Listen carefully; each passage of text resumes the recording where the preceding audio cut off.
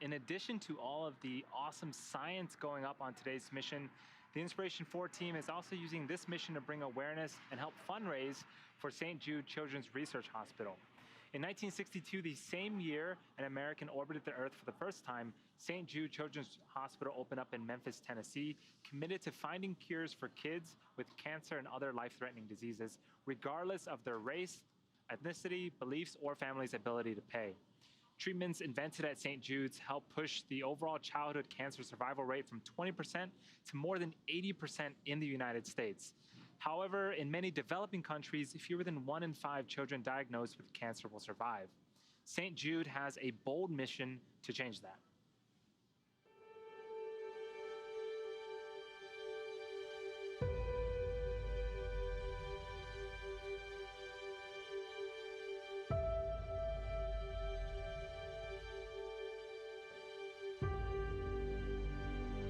Some days it feels like it's never gonna stop.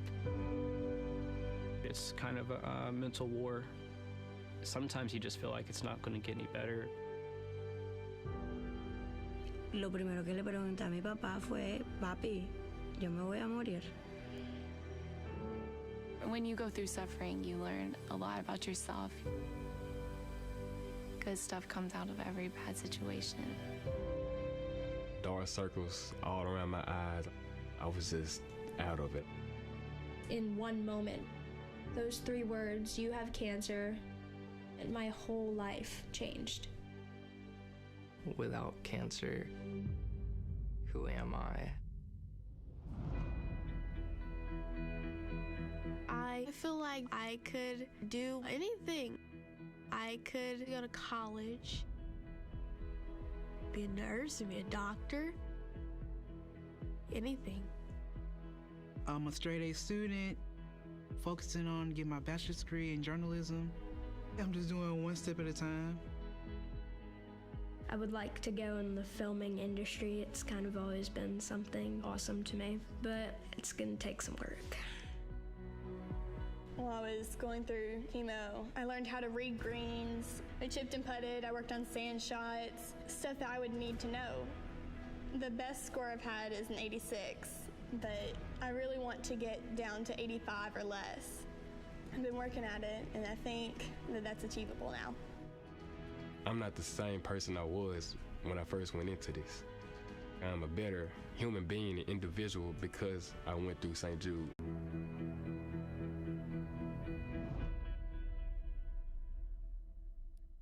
The Inspiration4 mission is part of an ambitious fundraising goal to give hope to all kids with cancer and other life-threatening diseases.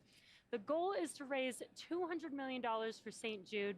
Jared committed $100 million of his own money, and the team raised almost $30 million so far, but we still got a ways to go. If you're watching on the SpaceX YouTube channel, you'll notice that there's a donation button where you can make your own contribution. Any amount, big or small, makes a big difference. So it's super easy to do, and you've got plenty of time before liftoff. So click the donate button and give what you can to help save a child's life. And this is super exciting. We haven't seen the crew for a little bit, but they have been busy. This is Dr. Sian Proctor suiting up in the Falcon support building. There is the new SpaceX suit up room again. This is our newest facility for suit up, which is a little bit different than what you've seen if you've been following along our NASA crew missions. Again, the crew missions suit up in the O&C building. This is the new SpaceX suit up room in the Falcon support building. Yes, it looks very modern, and it matches the suits of the astronauts, which I love. There is a drawing of Dragon in the background there. That is awesome. So what we see now are the suit technicians assisting the crew to get in their spacesuits, which have all been custom fitted, make sure that everybody is zipped up and ready to go, and most importantly, comfortable in their suits. Yeah, all the suits are custom made for the astronauts. The chairs themselves are also custom made for the astronauts.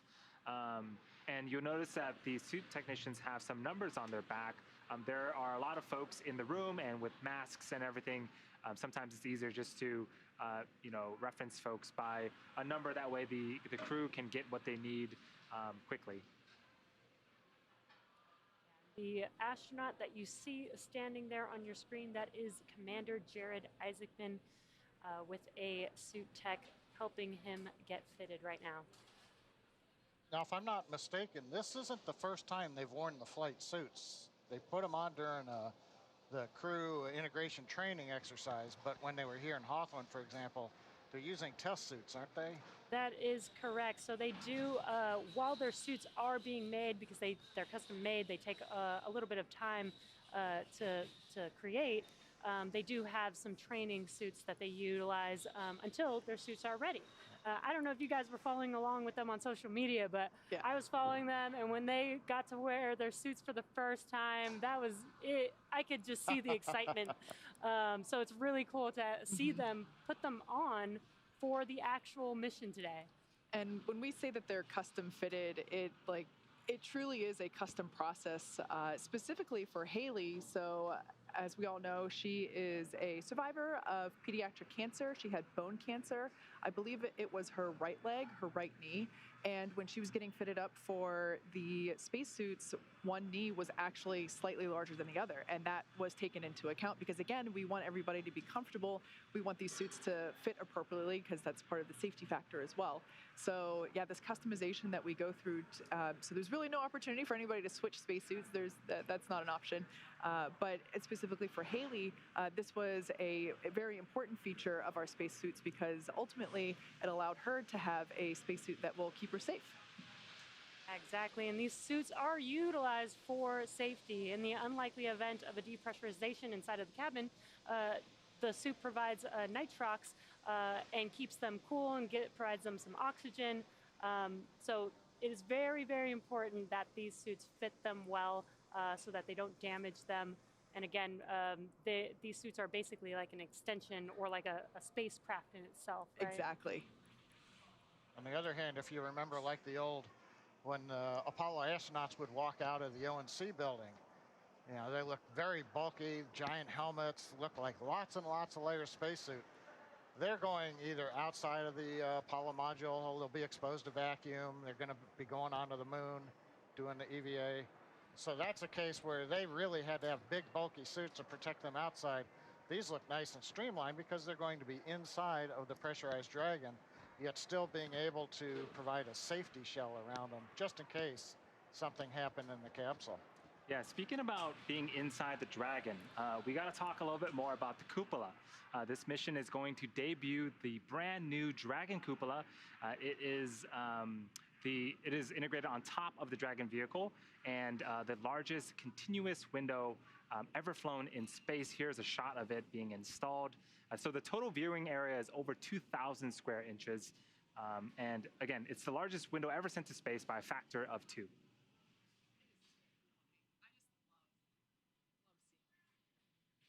Yeah, this is going to be an incredible view for the crew. I think they even mentioned that a couple people can fit inside of the cupola at one time. And you may have seen the cupola on the International Space Station. That's actually a large cupola, but it's made of multiple different pieces put together. So you don't get that continuous view. This cupola will actually allow them to get that full continuous view. And since, as John mentioned, they won't be going exterior to the Dragon, it'll almost kind of give that feel. So on screen right now, this is some testing that we've done with the cupola, sending it through extreme temperatures, and you can see some rods pushing in on the scratch layer of the cupola window to make sure that, again, it is first and foremost safe for the astronauts and does what it needs to do while in space. Yeah, it's pretty incredible. Very excited to see that. And we've got an inside look into the SpaceX suit-up room once again, and we have the full crew there, and that is Hayley Arceneaux on your screen.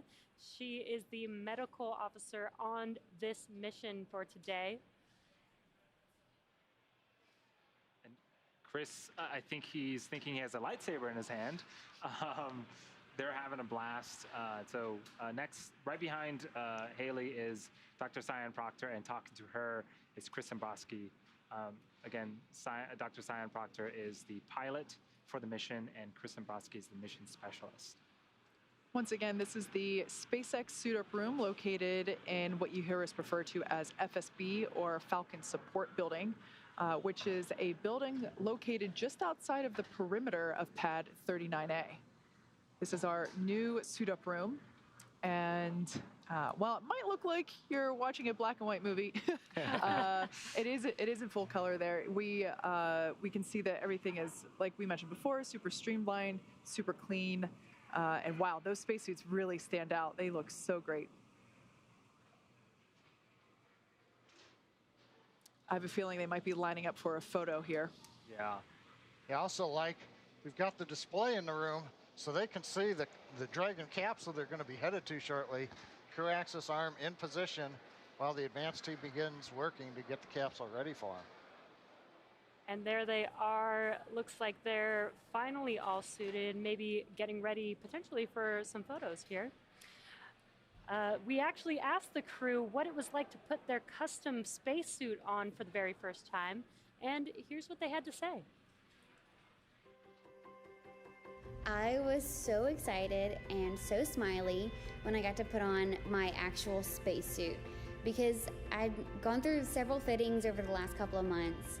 And when I first saw my spacesuit, I just couldn't believe that is what I was going to wear on the way to space. The idea of having a spacesuit with my name on it and designed specifically for me was, I mean, it was the most amazing, fantastical thing. Feeling-wise, it felt very much just like a training suit. So training, I mean, consistency in training versus how we're going to fly. Spot on. Since it's custom made for you, it's a little bit tighter, a little more snug. It's got a nicer look and feel to it, very clean. I wish I got to keep it because I would be wearing that thing all the time. It's awesome. It fits perfectly. They did an amazing job. I love it.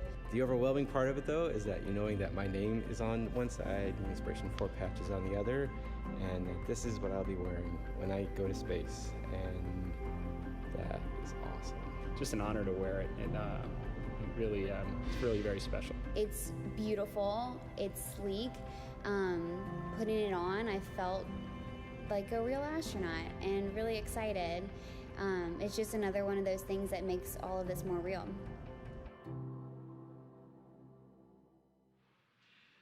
We're approaching T-minus 3 hours and 7 minutes until liftoff of Inspiration4. If you've just joined us recently, this is the first all-civilian orbital mission, and we have 4 individuals traveling on Crew Dragon to space today. They are suited up, and we are anticipating them to walk out of the Falcon Support Building, hop in those Teslas that you see there on your screen, and make their final transport to Pad 39A. Yes, the pad where the vehicle is awaiting them, it's about 2 or 3 minute drive away. It's technically a walkable distance, but we're not going to make the astronauts walk in the hot Florida weather. So they get to hop back into the really cool Teslas and make a short drive to the pad. And yeah, Andy, I don't know about you. It's about 2,000 feet from the Falcon Support Building up to the crown on Pad 39A. So while that's less than half a mile or so, they've also got their environmental control systems. And I remember from like Apollo, when they would come out, they had these large, bulky environmental control systems, portable life support. Those weighed about 25 kilograms. So walking half a mile, carrying a 50-some pound weight. Yeah, granted, the suits are a lot lighter, environmental controls a lot lighter. I'll take the Tesla ride. For sure. You did turn off the forward ram lights to restrict ability of maneuver lights and the masthead and range light, correct?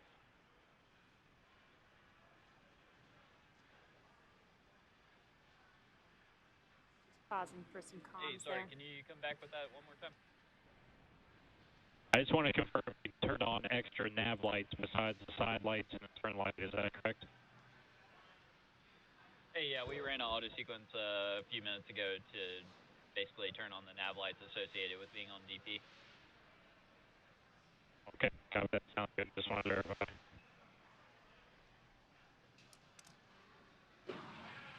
Just listening into some comms there, and the Inspiration4 crew is getting ready to exit the SpaceX suit-up room, get into their Teslas just a few minutes from now, and then make their way to the launch pad.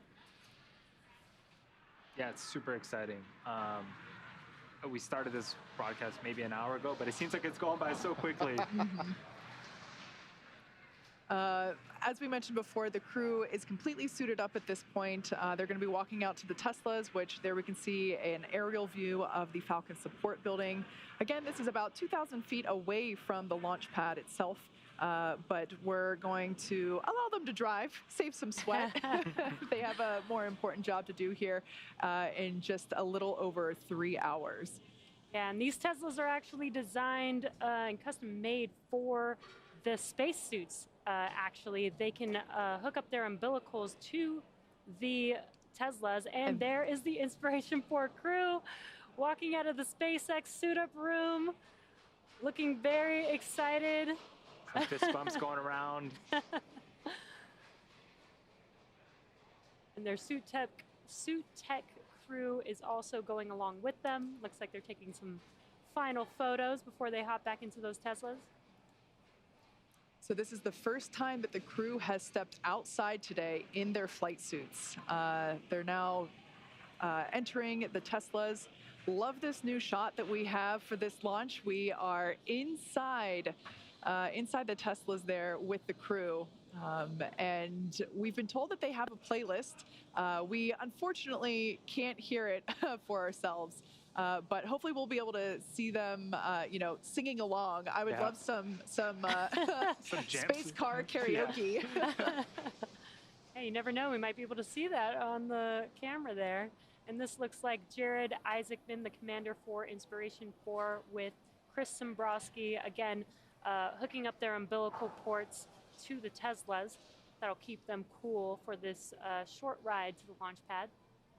Yeah, so the stuff that's going to be pumped through those umbilicals, while the umbilicals are used for communications, while actually in Dragon right now, those are being utilized to pump nitrox, which is basically the same air that you would breathe if you were scuba diving. It's that same nitrogen-oxygen mixture, and we are pumping it through the spacesuits to make sure that they all stay cool and comfortable while they are in their suits. Yeah, the suits are super complex, and you can consider them sort of a spacecraft of their own. They actually will regulate and monitor the temperature inside the spacesuits, and if it gets a little too warm, they'll start flowing that nitrox in to keep the astronauts nice and cool and comfortable. So we see 2 Teslas parked there, and one of them will have Sian and Hayley, and the other will have Jared and Chris. And both of those crews in there, we can see the Falcon wing doors closing. CRL on recovery point. Go ahead.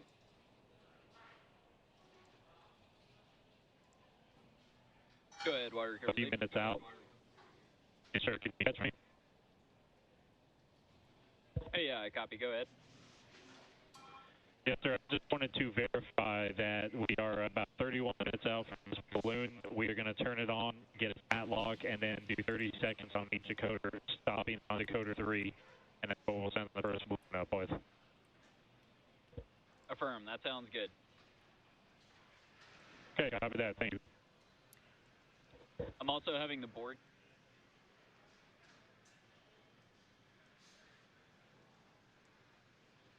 The crew is now passing the hangar at Pad 39A. This is where the spacecraft and launch vehicle are integrated together horizontally. This building is also known as the Horizontal Integration Facility. And they are now passing the gates at Pad 39A. This is the safety perimeter at the pad.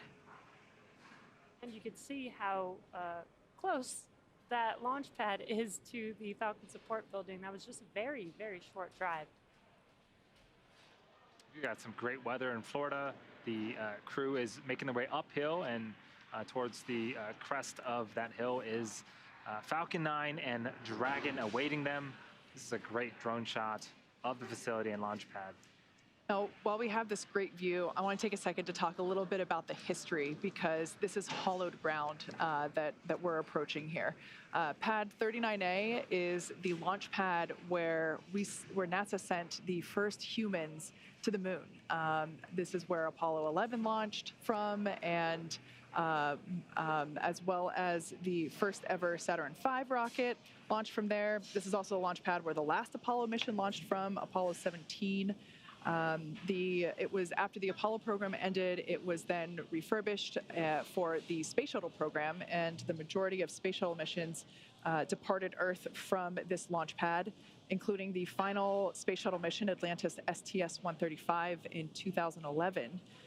In 2014, SpaceX signed the lease agreement with NASA for this launch pad, and we then began to make safety and functional upgrades. So what you see there is the base of what used to be the fixed service structure from the shuttle days. So everybody might recall that iconic pad from the shuttle days, near and dear to my heart personally. And we did have to remove the rotating service structure portion of the pad for safety, and also it was just unnecessary for Falcon 9. But the bones of the fixed service structure are still there. What we see here is a view of the elevator shaft, and this is the same elevator shaft used these astronauts getting their first look at Falcon 9 on launch day. There it is. The famous lean back.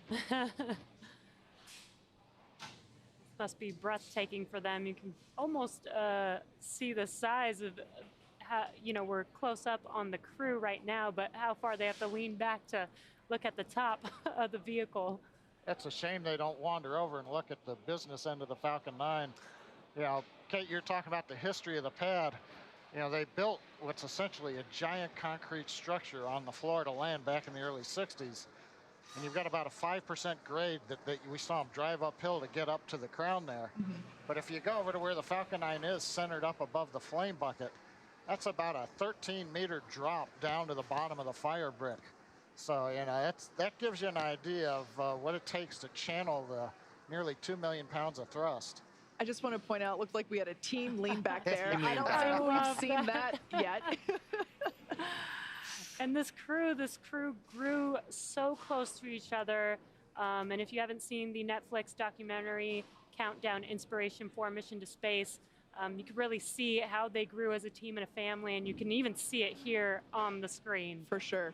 Something that I really appreciated, I forget who pointed it out, but it was one of these four, noted that each of them are in a different decade in their life. Yeah. So Hayley is 29, Chris Sembroski is 41, Dr. Proctor is 51, and Jared Isaacman is 38. So they're all in a different decade in their life, and this mission has brought them together, and the camaraderie is evident pretty much every step they take. And it looks like Dr. Sian Proctor and Hayley Arceneaux are the first to enter one of the elevators, waving. Just kidding. That's happened to everyone. So they're going to take this elevator up to the 255-foot level. And so this elevator shaft is not marked by floor levels, but rather foot levels. So they're literally riding up to 250 feet above ground. The exit of those elevators are there. And they will exit the elevators and then climb up a small set of stairs to the level above, which is where the crew access arm. And the reason for this is that Falcon 9 crew loading is a little bit higher than where the shuttle crew loading occurred. So the 255-foot level is where shuttle crew, and there they are, Dr. Sian Proctor. Elevator. It is. It really is. I've been in it a few times. You leave your stomach on the ground when it takes off. Yes, so Kate, you were mentioning some of sort of the guts, so to speak, are the same. The elevator is the same, minus some maintenance and needed maintenance. Yeah. And so there's a phone at the fixed service structure as well. That is also the same phone that astronauts in the Apollo days would use to make their final phone call before boarding the vehicle. Of course. And the webcasts back in the Apollo days were a little different than the webcasts now. And so it was a true surprise to the families when the Apollo crews would call home and say hello before hopping in their spaceship. Now it's less of a secret. But yeah, Andy, you're right. That's still the same phone. So what we see here is the crew kind of hanging out there on this level. And again, as I've mentioned throughout this, every step of this process is written into the procedure. So they actually put in time to make sure that they have time to call a family member or friend. Absolutely. So it looks like Chris and Jared have now gotten into the second elevator and are now making their way up to the 255-foot level.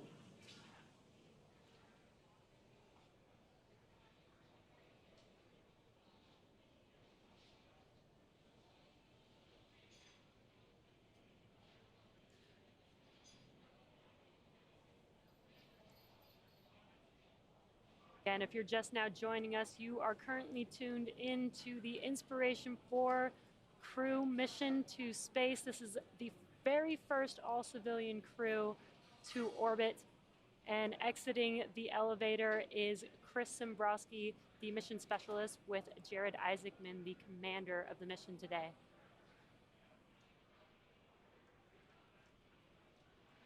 We mentioned a little bit about the closeout technicians and suit technicians. Again, they are there to support the astronauts, ingress, get buckled in. Before we close the side hatch, they'll be supporting with an interior foreign object debris checkout, and then also assist with the side hatch close.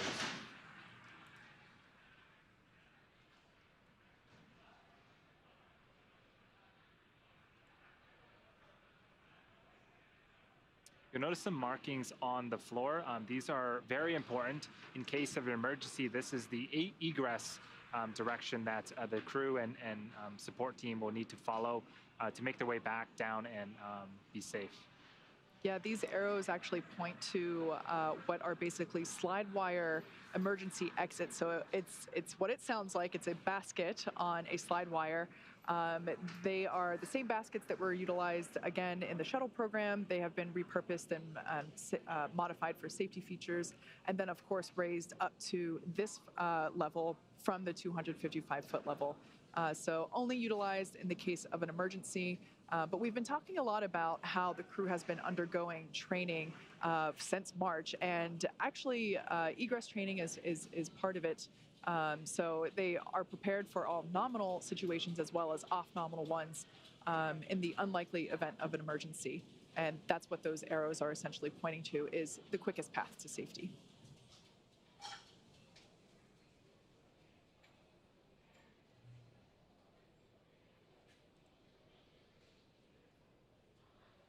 What you're seeing on your screen is the Inspiration4 crew, all 4 members standing by as each one of them gets to make their phone call on the historic phone that has been there since the Apollo missions.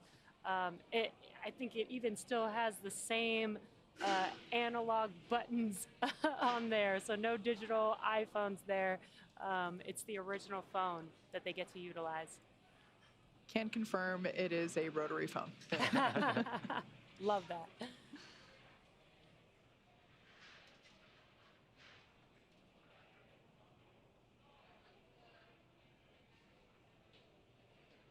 Yeah, we are under the 3-hour mark now. The crew woke up about 4 hours ago, performed some medical checks. We saw them walk out of Hangar X, hopped into their Teslas, and made their way to the Falcon support building, where they donned the space suits that you see on screen right now.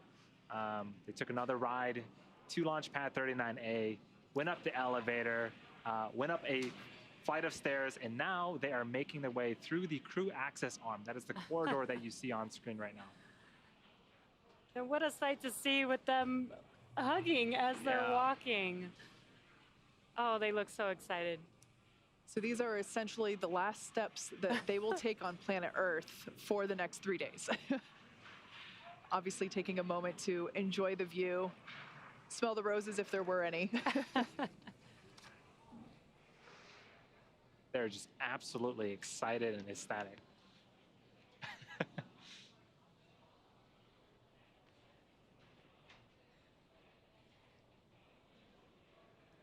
Yeah, their excitement is radiating. It's making me very excited. We're getting very close. Again, just under 3 hours until liftoff.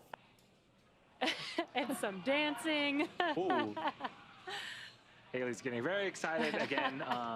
She's going to be the youngest American in space and the first with a prosthetic. So what Hayley has just entered into now is what we call the White Room, and it's an environmentally controlled room.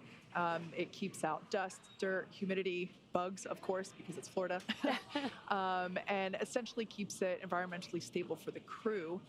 If you look just above Dr. Proctor's helmet there, you can see a seal. It's a black seal, and it basically seals in the room. That gets installed and compressed against the capsule to maintain the cleanliness of the spacecraft. And here we can see one of my favorite traditions for SpaceX crewed flights. They are adding their signatures to the wall of the White Room. So because this is the first orbital all-civilian mission, they're signing their names next to the X logo. For previous NASA crew missions, the NASA astronauts have signed their name there next to the NASA meatball to the left.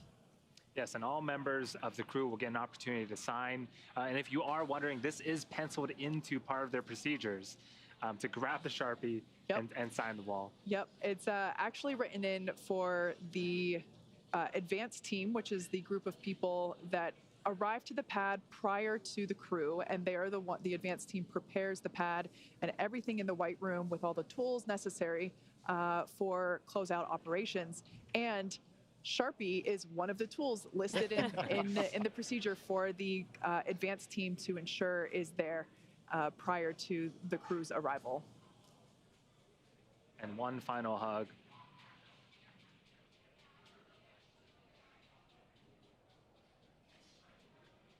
So in the background, around the seal, you can see that is Dragon, and the side hatch is open.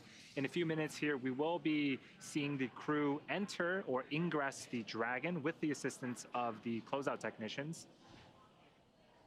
Also affectionately known as the SpaceX Ninjas. SpaceX Ninjas, yes. And there you can see Jared Isaacman and Chris Sembroski also making their way across the crew arm to the White Room to join the rest of their crew. Also getting a moment to take in some of the sights.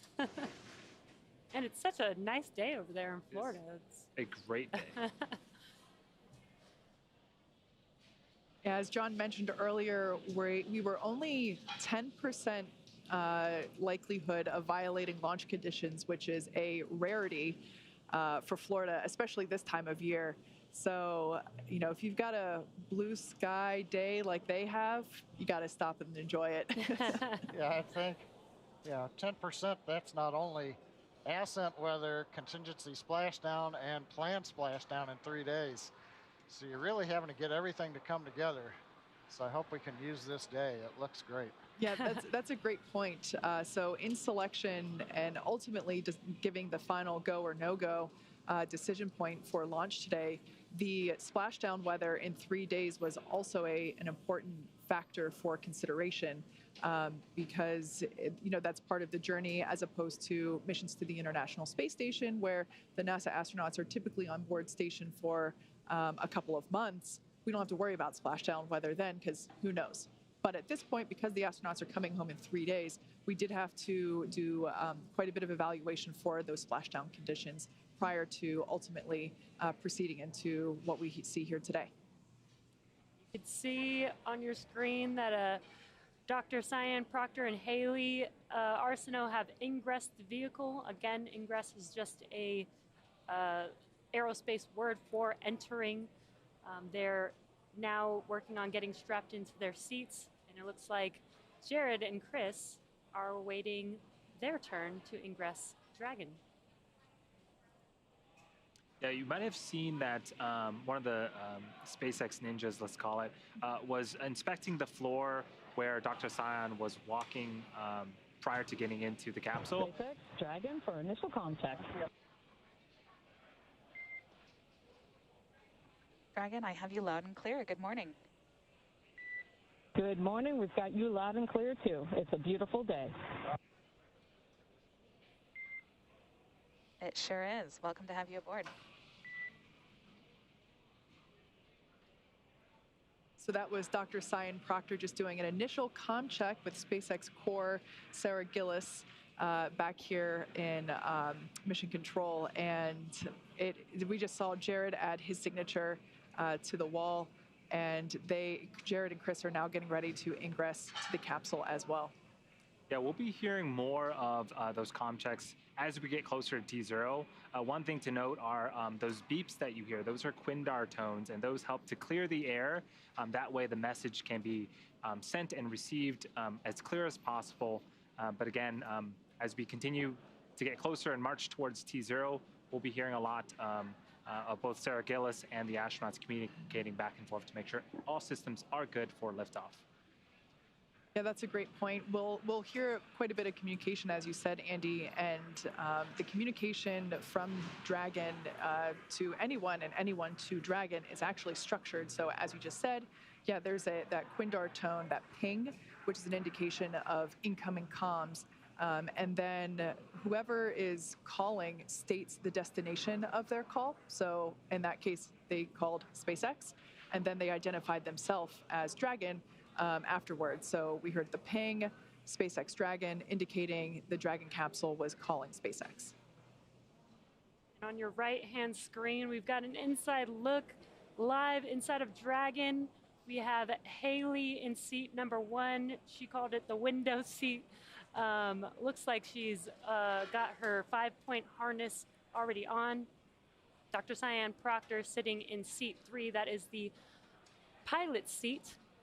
And looks like she's getting waiting to get her harness strapped on shortly here. Chris just entered the vehicle as well and sat in seat number 4 and looks very excited. He did say he was going to have a very big grin on launch day. Yeah, he did. And he does. He is in seat number 4 as the mission specialist for this mission. And now about to ingress is Commander Jared Isaacman.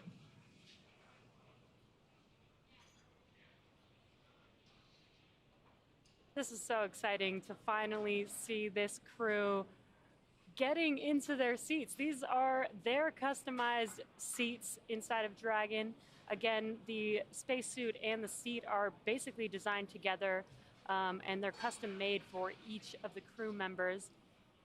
We have the technicians there to help get them strapped in, get their harnesses on, get their umbilical ports plugged in. Yeah, the seats are really interesting because they all look the same. However, each, as you mentioned, yeah, they are customized basically in terms of small, medium, and large in 3 different ways. So there's the bucket where you actually sit.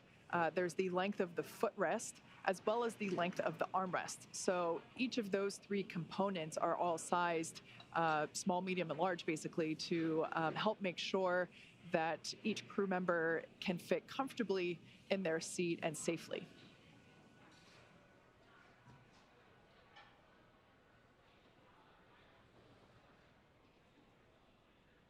This is a really cool view of the side hatch.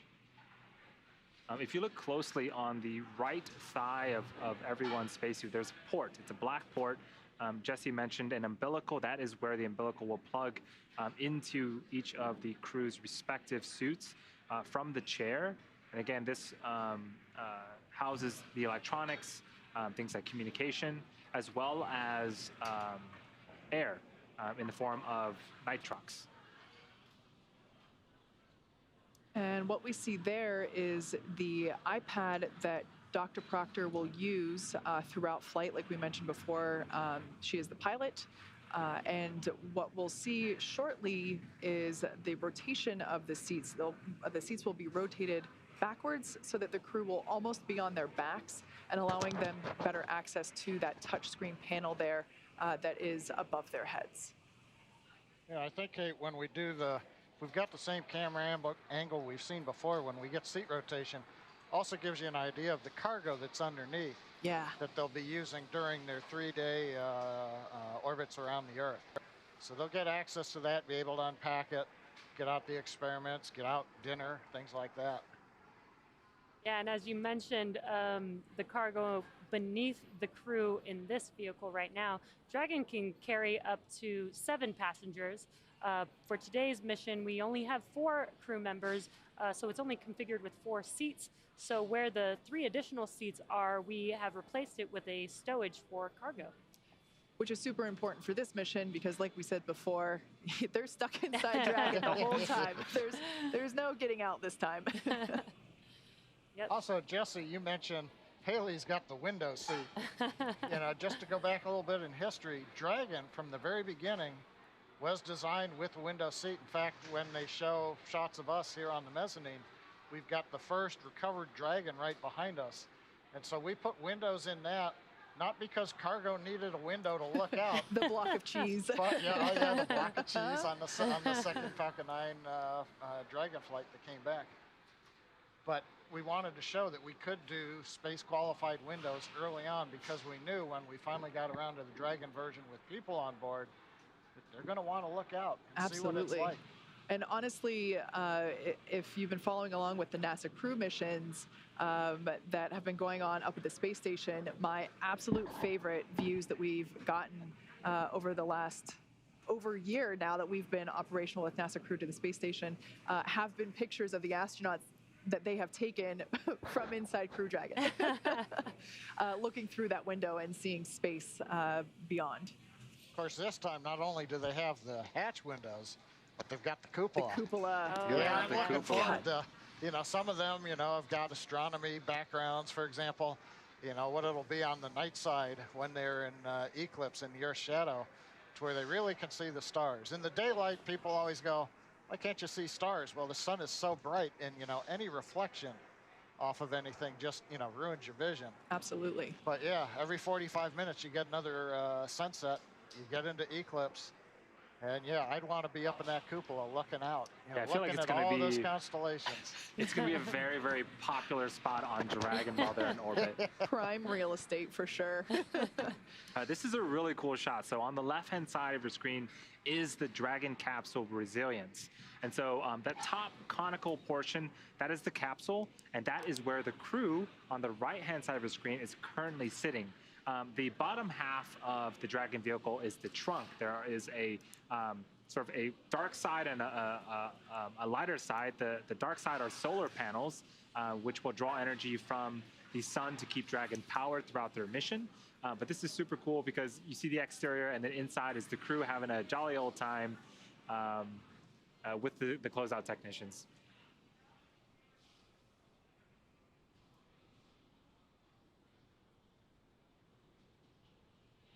While the pressurized section of Dragon, which is the top portion, will be returning to Earth, the trunk will not be. That part is not reusable. Prior to splashdown, the trunk will actually be jettisoned, and the capsule will turn around and expose the heat shield, which is basically right between what we see there. It's a tiny, slim piece of silver there just above the trunk. So yeah, that trunk will not be coming home, but it is a super important piece of Dragon because, as Andy just mentioned, the dark side there, I am refraining my Star Wars reference, so I'm saving that for later. But yeah, the dark side that we see there are the solar panels that will be generating the power to the batteries for everything that they need. The crew, like we talked about before, they got a lot of science experiments they're going to be performing, but they're also going to be taking video, need to charge their phones, all that good stuff, of course. We haven't seen the over-the-shoulder shot where you can pick up the crew displays, you know, and you get more of that once they rotate them into position. But one of the things that you just struck even looking at this, if you've been to the Smithsonian Air and Space Museum, for example, and you've looked, you know, at the Apollo command module, Apollo 11, or even some of the older hardware, it's how clean it is in there. You look back, Apollo had, I think at last count, about 566 switches. Oh, wow. Yeah, mechanical switches. So you had to have the gloves, you had to be able to toggle them. And, you know, we've seen a lot of stuff in history where somebody throws the right switch at the right time and the mission keeps going. But in this case, you know, it's software touch display panels with very few switches. And so it gives a much cleaner looking vehicle. Looks like we got some team camaraderie happening yet again. Looks like Chris Sembroski there, the last one getting buckled up into that 5-point safety harness. I wonder if he's having flashbacks to centrifuge training right now. Except now he's got 3 friends next to him in the cabin, so. Yeah, actually, hopefully that'll make this trip a little easier for them to be right next to each other. So one other thing, sorry to interrupt. I was just going to say there on the left, Dr. Sian Proctor, the pilot for today's mission, and Commander Jared Isaacman on the right. Yep. One thing that also strikes me is when you watch some of the videos of the shuttle launches, the shuttle essentially had astronauts on multiple levels. So you have the commander and the pilot up at the very nose of the shuttle, you know, with all of the switches, everything around them. So that means that the poor ninjas in those days had to climb up and, you know, kind of step on everybody else's chair just to be able to pull the straps, make sure that the 2 folks at the top were tied in. Here you've got all 4 of them side by side, and at least for the ground crew, the SpaceX folks in the black outfits with the numbers, it's a lot easier. They're looking right at them, and it's not the crowded airplane flight, excuse me, while I drop my luggage on your head while I'm trying to get it lifted up.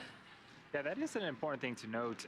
Every crew that has flown with Dragon, when they come back, we do get a lot of feedback, and we take that feedback seriously to try to upgrade the Dragon, and even small things like where to store personal items, where the food's located. We want to make sure that the flight with Dragon and Falcon 9 is as comfortable as possible, so reiterating the design is a core principle of Dragon design. Absolutely. And what better feedback is there than the people that have ridden firsthand in these seats? So what we just saw there were final checks and basically everybody making sure that all their zippers are in the right place. We saw the closeout lead, other final fist bumps.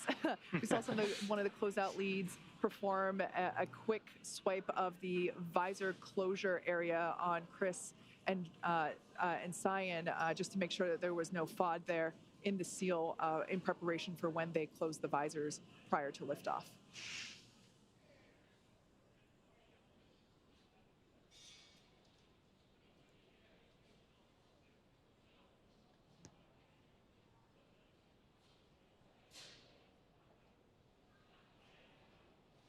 So we mentioned before that the crew has undergone immense amounts of training since they found out that this was happening back in March. And I mentioned before the centrifuge training. They've also done a zero-G flight. They trained in fighter pilots as fighter pilots in ex-military jets to simulate even more G-forces. And one thing that we did recently was a full dress rehearsal with the crew just on Sunday. So the crew got fully suited up and they entered Dragon just as we see them now. But today must feel so different to them because even though they've been in these seats one other time in the suits and we did everything as if it were real, today's the day that they're actually going to space. And so I can imagine that, at least if it were me, that seatbelt might feel tighter and tighter with every minute that passes. I mean, we're just about 2 hours and 30 minutes from launch at this point. And remember, the crew got the weather briefing as well. And so they know today is a great day for launch. And so it is looking more and more likely as, again, we continue to march down towards T0. Speaking of the suits that you see the crews don right now, we definitely took safety, comfort, and style into consideration. Let's take a look at how these were made. I think one of the things that was important in the development of the suit was to make it easy to use, something that the crew just has to literally plug in when they sit down, and then the suit kind of takes care of itself from there. So the suit is really kind of one part of the bigger Dragon system. It's really part of the vehicle. So we think of it as kind of a suit seat system. So the seat that the crew is in and the suit are in a lot of ways working together. And so it made sense that we were designing Dragon in-house to also design the suit. Our spacesuits is completely designed in-house. It's built here in Hawthorne, California, in the same building as the rocket and the capsule. The spacesuit is custom-made for each crew member, and that is to optimize the fit for the crew member. We definitely wanted to innovate and we wanted it to look inspiring, but first and foremost, we wanted it to be safe and reliable. The spacesuit's primary purpose is to protect the crew in the unlikely event that the cabin were to depressurize. But the suit does a number of additional things. It provides cooling and communication to the crew inside of the suit, provides them hearing protection, and the outer layer of the suit is flame resistant, so it provides flame protection as well. When the crew gets in the capsule, they get in their seats and they plug the suit into the umbilical that's attached to the seat. And the umbilical is providing everything that the suit needs. So it provides the avionics or electronics for communications. It's providing the air to cool the suit, and it also provides gas. Good morning, Dragon. I have you loud and clear. How me? I hear you loud and clear, Sarah.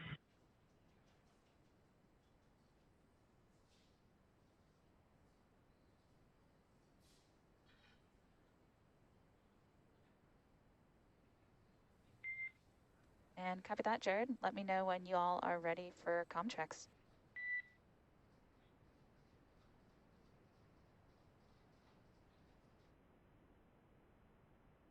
In SpaceX Dragon, we're ready for our comm checks. Copy that. Stand by for umbilical comm check.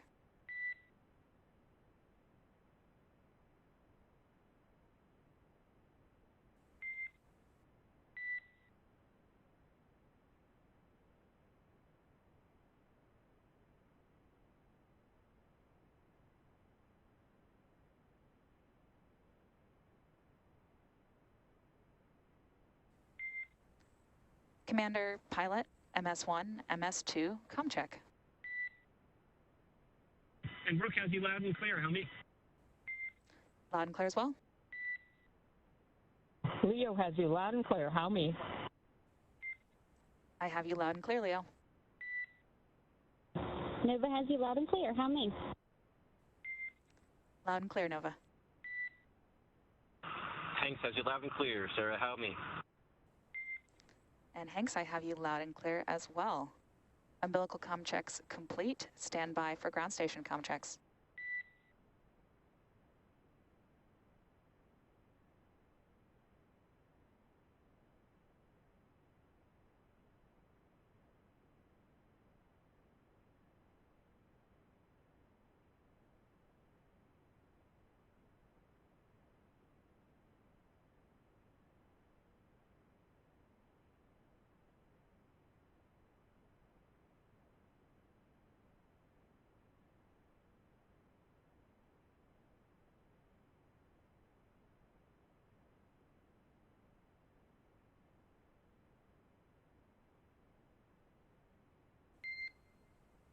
Dragon, SpaceX, comm check.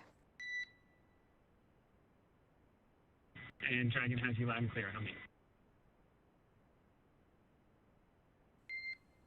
Core loud and clear. Ground station comm check complete. Stand by for Tetris comm check.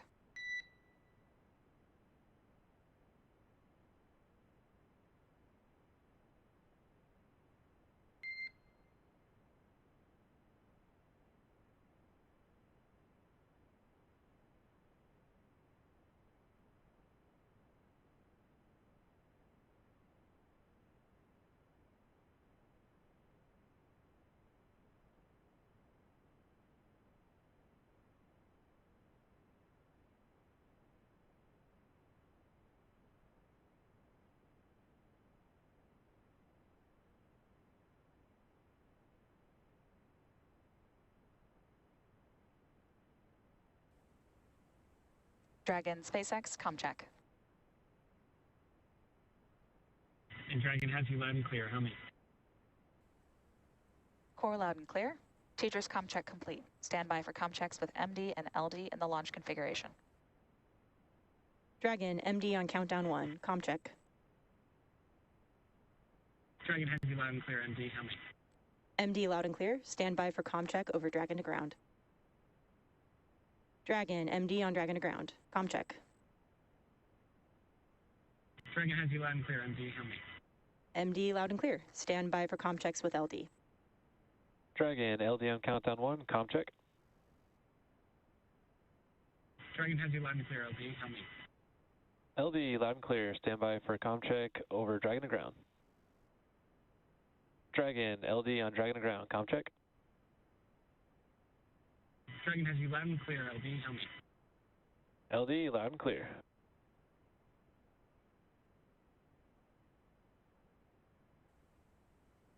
Dragon, SpaceX.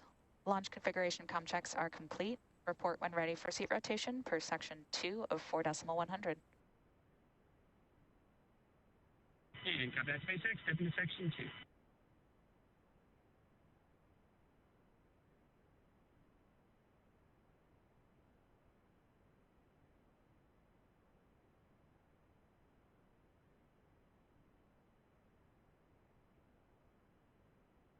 SpaceX, Dragon, we're ready for seat rotation. Copy that, Dragon. We will report when initiating.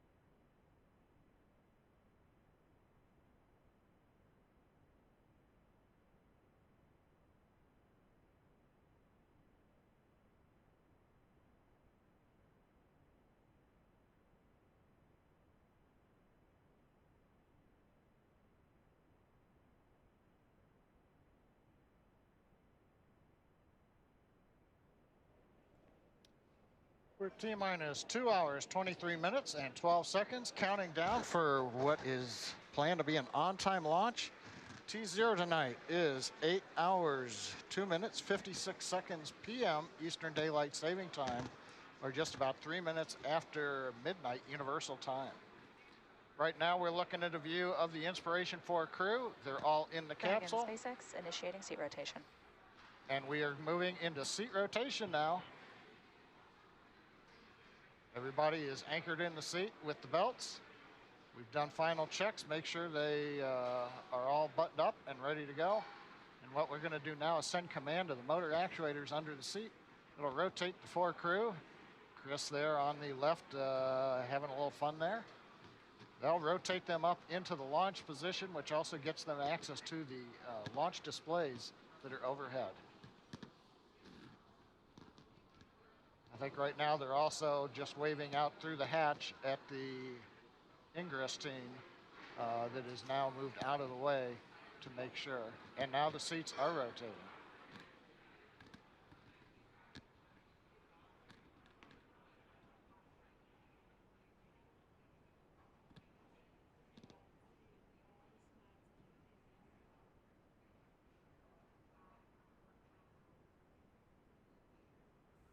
This just takes several seconds to get them in position. The launch position. And there you heard a call out from Core to the Dragon crew.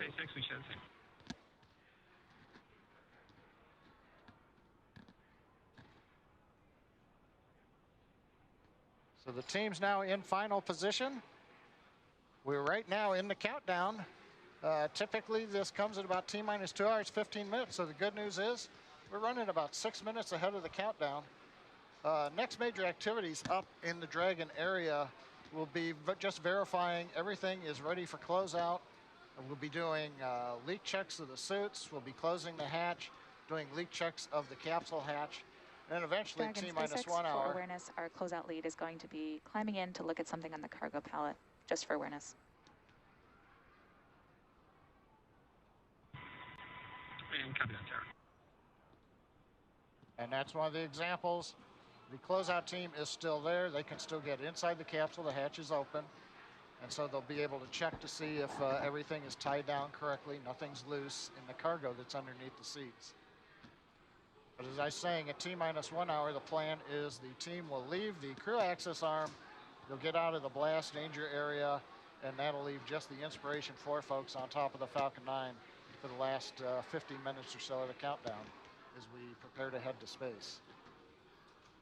Status right now, everything continues to look good. Falcon 9 has been quiet since we started the webcast. It'll start to pick up at T-2 hours. We've got a few flight termination system checks that we go through. The biggies will come at about T-1 hour when we're doing Merlin engine checks on the first and second stage, making sure engines are primed in with fuel. And then we'll carry the countdown from there as is typical. So a lot will pick up there. Dragon is pretty much in the mechanical activity right now. Earlier this afternoon, just around T-4 hours, the Draco thrusters, these are the ones that are used for steering, orbit adjust, and to deorbit the capsule. We opened valves and pressurized the manifolds, so the Draco thrusters are in a flight pressurized configuration. And pretty much right now it is just getting the crew ready and getting the hatch closed and getting off of the pad. On the weather front, no new information other than the weather continues to look good. We've been talking about it. In addition, we are beginning to release balloons to measure the upper altitude winds, but everything is looking good in that case. So right now, the weather, the range, Falcon 9, Dragon, and the crew of Inspiration4 all looking good for an on-time launch in just under 2 hours, 19 minutes. And shortly, the crew will perform some suit leak checks. And these suit leak checks are a part of a series of checks to make sure that the crew is in great shape before liftoff. However, there is one check that some of us at SpaceX thought was missing from the process. It's a very important one, so we thought we should clear it up now before we go any further. All right, if I had to choose between Star Wars, Star Trek, and then one of my other favorites is Stargate, SG-1, I would rather trek across the universe than fight my way. I've heard, are you a Star Wars guy? Are you a Star Trek guy? Those used to be true. I really think I'm a Battlestar Galactica guy, to be honest. There's no question it's Star Wars. I'm a Star Wars fan, for sure. I would say that if I had to guess, it's a split crew between Star Wars and Star Trek. I don't know if anyone else would have dropped Battlestar Galactica. I don't know on that one. Can't beat Captain Adama. I think Jared is Star Wars, Sian is Star Wars, Chris is the wild card, but I think he's Star Wars. Oh, Jared is definitely Star Wars. I think Chris is probably Star Trek, but I'm not 100% sure. And I would think that Hayley, she's the youngest, so I think maybe Star Wars. I think Star Trek is too old for her. Dragon SpaceX, you are go for Section 3, suit leak check preparation. I kind of am. I'm a medical officer, so. I don't know if we're like completely unified around that. I mean, there is other, sci-fi, spacey stuff that comes before Star Trek. Okay. They don't know they're wrong. Like that just they'll learn that over time. Like. I just love that. And I gotta say, that kind of sounded a little Sith Lord-esque from Jared there. But I'm with Jared. I'm Team Star Wars all the way. Yeah, I think I'm staying clear from all the discussions. I'm a casual fan of both, but I know there's passionate fans on both sides. I like them both. Well, in my case, we're just listening. They're getting ready for suit leak checks. If you look in modern day, every day, I was reading the paper over the weekend, and I saw the new film museum here in Los Angeles. Part of that was described as the Death Star. On the other hand, on the next page in the paper, they're talking about a mansion up in the hills here above LA as the Starship Enterprise. So you kind of got an equal, but in my case, showing my age, I saw the first Star Trek episode on September 6th of 1966. So I'm Star Trek. Star Trek for John. Can I pick Mandalorian? Is that okay? That's technically Star Wars, I think. It's the baby Yoda for me. Yes, there it is. That one wins over a lot of hearts. There's nothing wrong with that. So if you've just tuned in, the crew are in their seats. As you can see, they're buckled in. The seats have been rotated back to the launch position. They've undergone comm checks. And everybody, it's hard to see from this angle right here, but there's been a lot of camaraderie and a lot of big old smiles on their faces. Yeah, one thing I wanted to make note of, we saw the crew respond back to Sarah Gillis, the core, with their call signs. So Jared is Rook, Dr. Sian is Leo, Hayley is Nova, and Chris is Hank. So we might hear some names get interchanged, but they got those call signs when they were doing their jet fighter training, which is a really cool sentence to say. Who else gets to do jet fighter training? Right, that's very exciting. So only 553 humans have been to orbit, and most of those traveled as part of government or country-specific missions. As a result, the research conducted on those missions, particularly as it relates to humans in space, is often only accessible by the country or government that conducted the research. Now think about the possibilities if the data from all those missions could be made available to the broader science community for research. Inspiration4 is a step in that direction. Once in orbit, the crew of Inspiration4 will conduct research that has the potential to improve human health here on Earth and for all future space travelers. All biomedical data collected during the mission, things like heart rhythm and rate, blood oxygen saturation, and other things, will be accessible through an open data repository and available for research. To that end, SpaceX and the Inspiration4 crew are partnering with TRISH, the Translational Research Institute for Space Health, to collect data and biological samples from the crew before, during, and after this historic spaceflight. Part of NASA's Human Research Program, TRISH is a virtual institute that finds and funds disruptive science and medical technology in order to reduce health and performance. Four good suits. Copy that, Dragon. We see the same. The closeout team will perform final closeout steps and then exit the capsule. Please report when ready to close the hatch. Sounds like suit leak checks have been completed.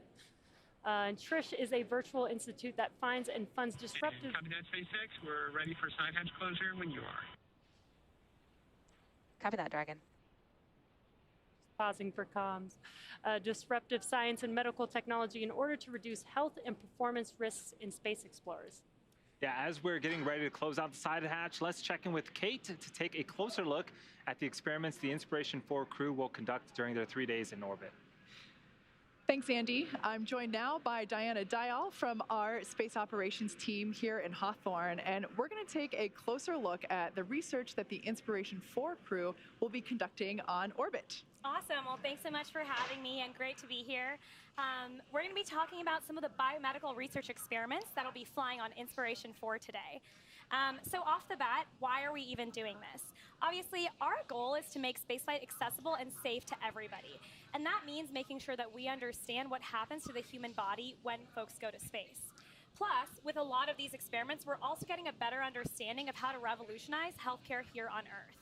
Now, that seems kind of like an interesting point because a lot of people assume that science done in space doesn't have anything to do with those of us that are still on planet Earth. So can you tell us a little bit about some of the things we see here and how they'll benefit not only us, those of us in space, but also those of us on Earth? Yeah, absolutely. I mean, so off the bat, the technologies that we use for space, particularly for medicine, are actually miniaturized. They're mobile, and they can be used by non-physician or non-medically trained individuals. So that means that we can expand access to places where otherwise it's super remote. You might not have a medical provider. And these same technologies that we're going to be using, for example, on Inspiration4, we use in remote care environments here on Earth. And that handheld portion seems super important because Absolutely. In space, weight is everything. So I believe this is an ultrasound reader. And if you're familiar with ultrasound machines, they're usually much bigger and require a lot of training to operate and not possible to go to space. But this is actually what's going to be on board Dragon today. Yeah, absolutely. So this is the butterfly ultrasound. Normally, you guys may be familiar with an ultrasound that you see at the hospital, and it'll be about the size of this table. But this ultrasound device is not only handheld, portable, but also, as we said, can be used by a non-medically trained individual. So During Inspiration4, our astronauts are actually going to be doing medical imaging while in space to better understand how body fluids change in the microgravity environment. Now, in terms of the other things that we have on the table, I feel like, well, obviously the glasses are the coolest looking. We'll get to those. But how does this actually, like, how do they read when they're viewing, the ultrasound themselves? How do they actually get a readout for that? Sure. So essentially, this ultrasound just plugs into an iPad or an iPhone. And essentially what they do is they'll plug it in, they'll use a little bit of gel, and then actually be able to apply it to themselves to visualize a number of organ systems in the body. So, for example, due to the fluid shifts in space, we want to make sure that we understand how blood flow moves in the microgravity environment, what happens to the bladder, for example, when it comes to urinary retention, and also we want to see how those fluid shifts could affect, for example, intracranial pressure. And so one of the analogous things that we'll be measuring is ultrasound on the eye. So all of these can be measured super easily using this just plugged in to an iPad or a phone. And of course, that's important because intracranial fluid impacts vision, and vision changes while you're in space. Absolutely. No, I want to get to the glasses. Yeah. They look like fun 3D glasses, but there's no 3D movies on this particular Dragon mission.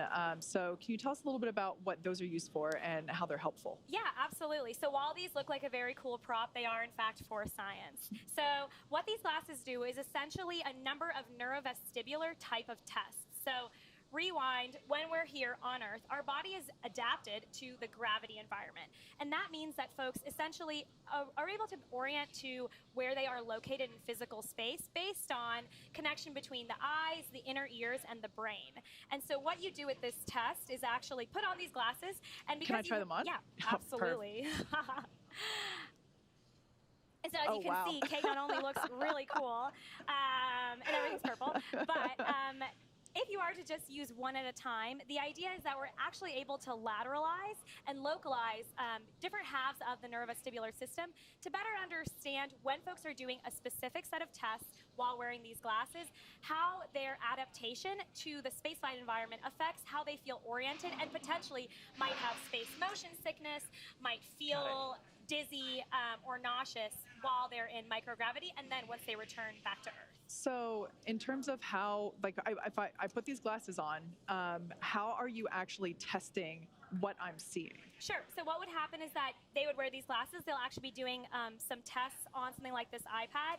And then the results of those tests tell us basically which side and potentially more about what's going on with their neurovestibular system. Again, both in flight and then when they return. Awesome. Thank you so much, Diana Dial from our Space Ops team here at SpaceX in Hawthorne. Thank you so much for joining us and showing us firsthand some of the science that the Inspiration4 crew will be getting up to over the next 3 days. Let's check back in with Andy to see what's happening out on that pad. Thanks, Kate and Diana. Super cool experiments. So right now, over the next couple minutes, the crew will be completing final inspections of the spacecraft, followed by hatch close. And so the crew is doing a sweep inside of Dragon to make sure there isn't any foreign object debris, what we like to refer to as FOD. Basically, anything that doesn't belong, that shouldn't be inside Dragon, we want to make sure that that is not there anymore.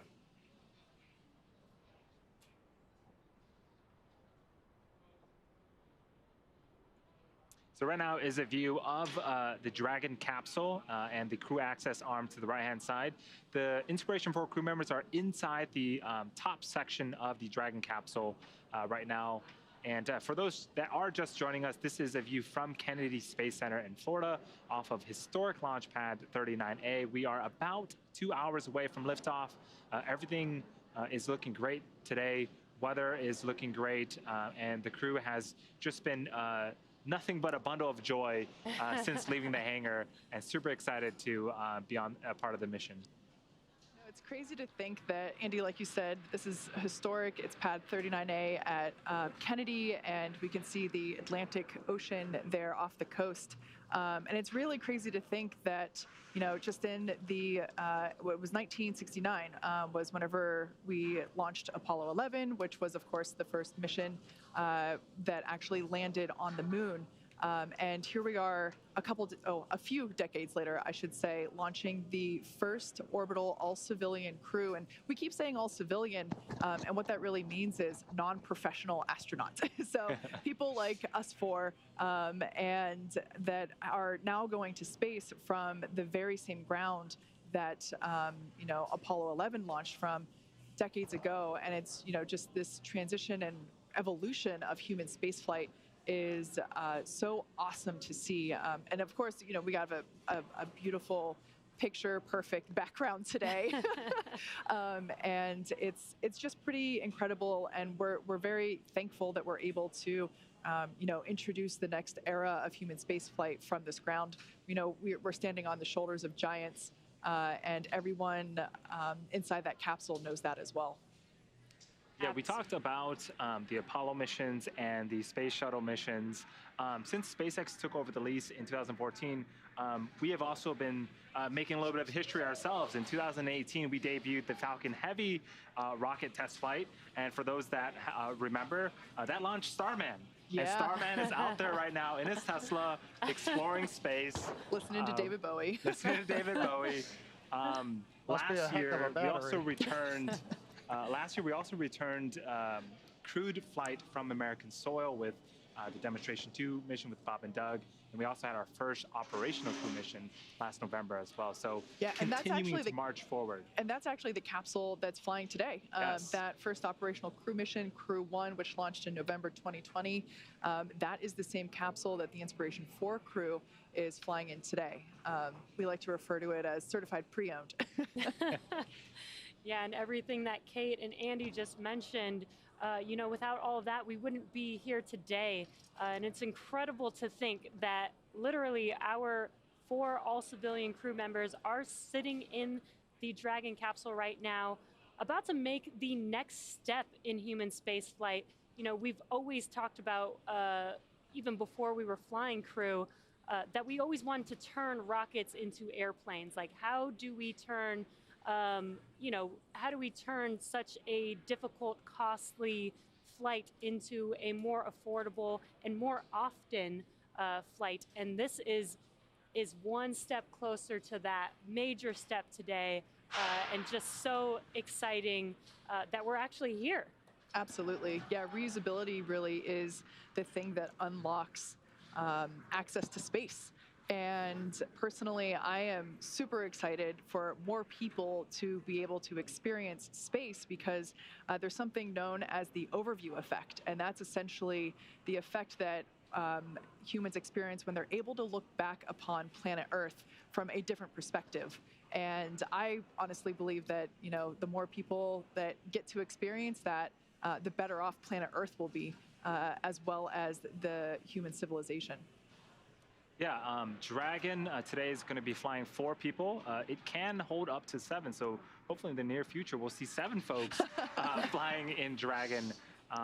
It is, again, the first private spacecraft to take humans to the space station, and will be the first private spacecraft to ever take an all-civilian crew to space and orbit.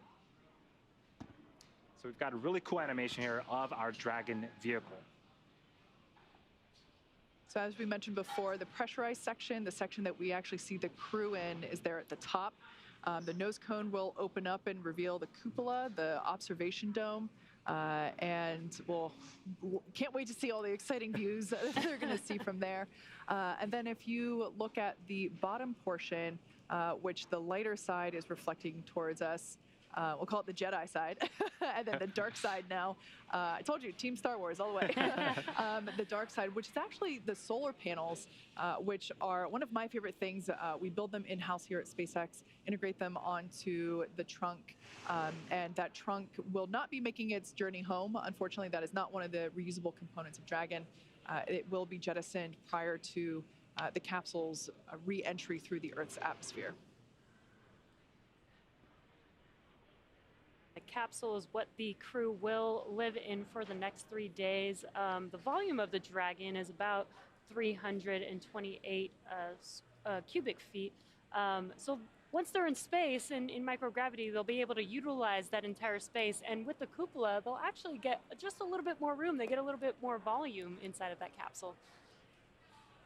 Yeah, the Dragon capsule itself also is outfitted with some engines. We have 16 Draco engines built into Dragon. We also have 8 Super Draco engines built into 4 separate pods. Super Draco engines are used as part of the launch escape system. We actually disarm that after we get into orbit. When we're in space, the Draco engines take over, and that will do a number of things, micro adjustments in orbit, as also raising the orbit altitude later on after they depart from the second stage of Falcon 9. Yeah, so you mentioned orbit there. Dragon is actually going to be orbiting higher than the International Space Station and higher than the Hubble telescope. It'll be orbiting at about 575 kilometers. And like we mentioned before, that observation dome is brand new to this mission. And from that height, views from the space station are amazing, but this crew is going even further. In fact, I think we have some footage of the cupola, and which is one of my favorite things now on Dragon. It's just a gorgeous piece of hardware. Like I said, it's brand new to this mission. Dragon, SpaceX, stand by for transition to pad hatch closed. Please ensure that all items are secure from now through launch. And copy that, SpaceX standing by. There on your screen, we can see the pad closeout team closing the side hatch, which is one of the last visual things that we'll see here in the crew access arm. The crew looks so excited. I think every little milestone, even if it's within 5 minutes, they get very excited. And I think they know what to expect. They've practiced this so many times. This is the real thing right now. So this is the real hatch closure before they lift off. And they will close the hatch, inflate a seal, they'll torque the hatch down and then perform some leak checks on that hatch. Yeah, they'll inflate that seal and hold pressure to it for a few minutes and monitor that pressure to make sure that there's no leakage. And once we get confirmation of that, they'll basically put on the door on the door. It's a small piece that will actually go on where that torquing area is, which you can sort of see it there behind the closeout lead number 9 there on the right-hand side. But yeah, this process can take a few minutes, so they must be super excited. They can still hear the voices of the closeout team, but they can't go to space just yet. We're just under T-minus 2 hours until that happens. Now, Kate, as you mentioned, T-minus 2 hours. In the timeline, they're right on the timeline. The plan was T-minus 2 hours to initiate the closing of the hatch. So the good news is on the Dragon side, everything's running just as planned. Falcon 9 side, again, folks checking in on station, but still fairly quiet on the launch vehicle for about another hour.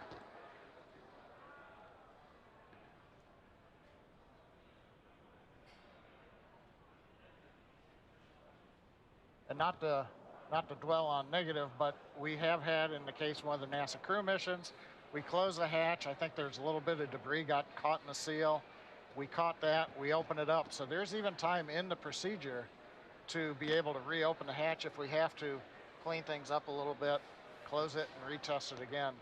That's why we've got all the way until T-minus 1 hour before the SpaceX egress team there that you see finally has to get off of the pad. Yeah, that's right. I remember that was Crew 1 that occurred on. Does look like that closeout tech is cleaning the hatch doorway there. Make sure that there is no debris or FOD there.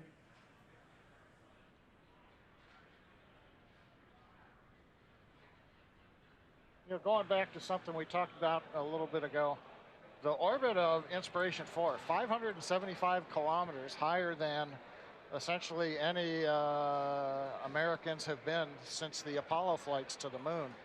And before that, a couple of Gemini flights got up to about that altitude. But this is fairly rarefied air, so to speak, that the crew's going to. And one of the questions of Jared when they were picking the mission design was, why 575? You know, why don't you want to go, you know, typically we've been launching into 300 kilometers or so.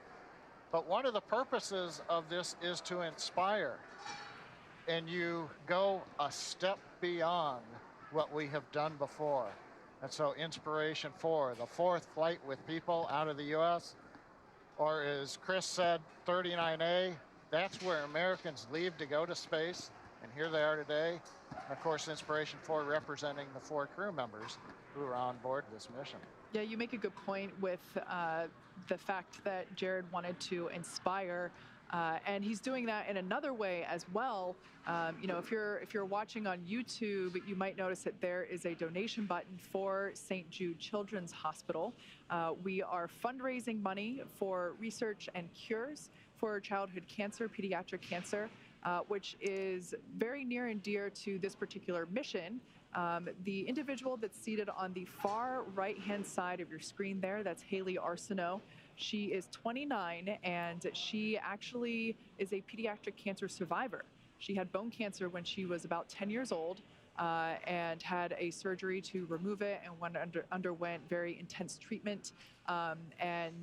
During that process, she decided that she wanted to grow up and be a medical professional and work at St. Jude. And that's what she does now. She's a physician's assistant there. And she is representing the pillar of hope on today's mission. Right, and this mission is a fundraising event. So if you are watching, as Kate said, on YouTube, there is a donation button. So please donate what you can. We've so far raised about $133,000 on the YouTube channel so far.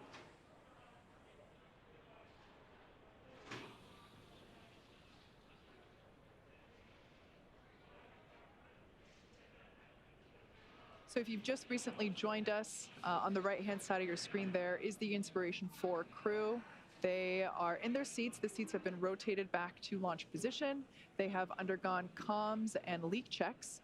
And the view on your right is the Dragon capsule. That's where they're seated inside of that conical section.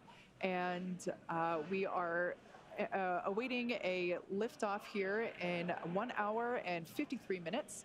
Right now, the crew there inside that crew access arm is pressurizing the side hatch and basically working through the process to close the side hatch, lock it up, and retract the crew access arm.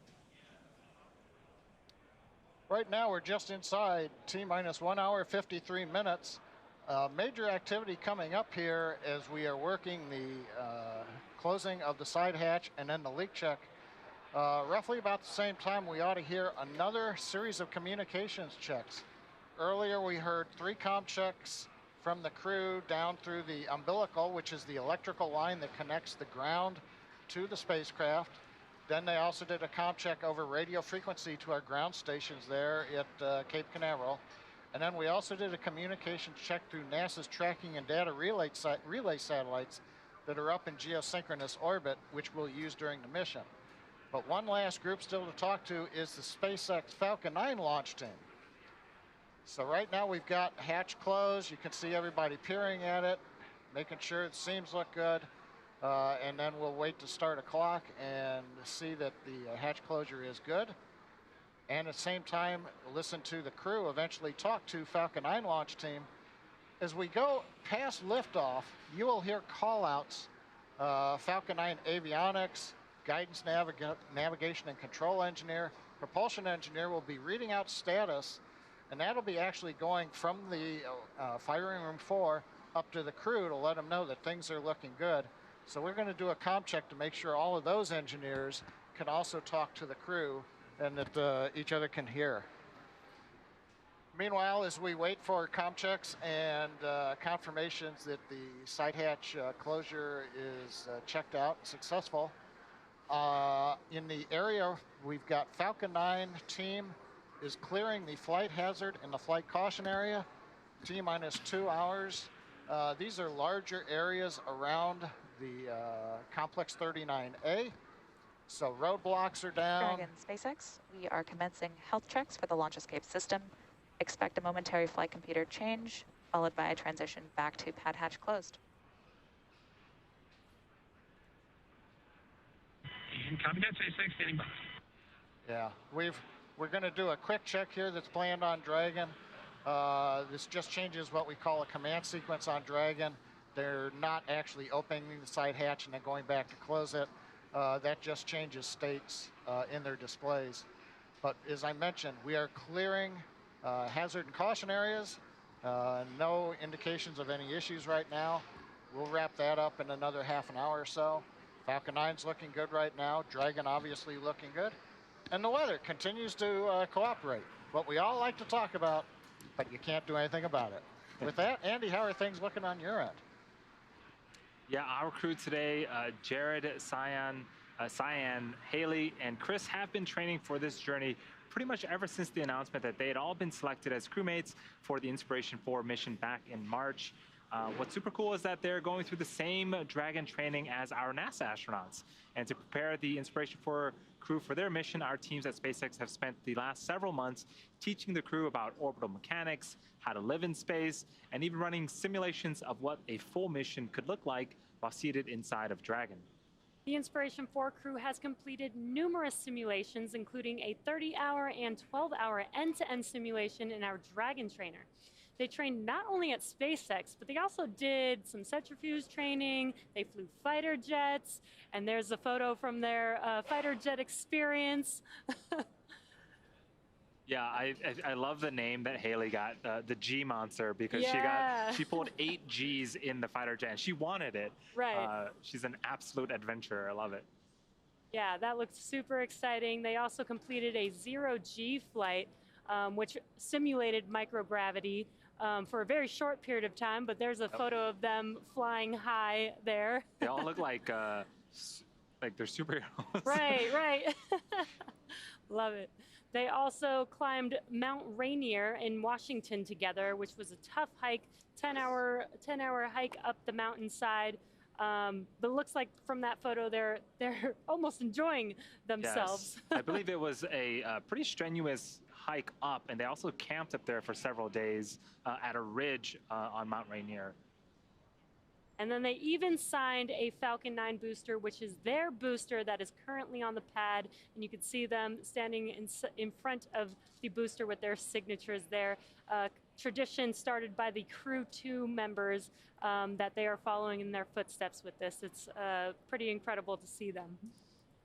This team has studied nearly 100 different training lessons covering all aspects of the mission. At the end of training each week, the crew recorded video diaries of their experiences. In their own words, here's the crew talking about their various training over the last 6 months. Jared Isaacman here, Commander Inspiration4, and we're like 4 months and a day away from our intended launch date. This week was really intense because we had a lot of the systems. We got to go into the sim. Going through some CRM training and looking at what the mission overview is going to look like. Talked a lot about teamwork and the SpaceX culture. Week 2 of training at SpaceX complete. This was a heavy week.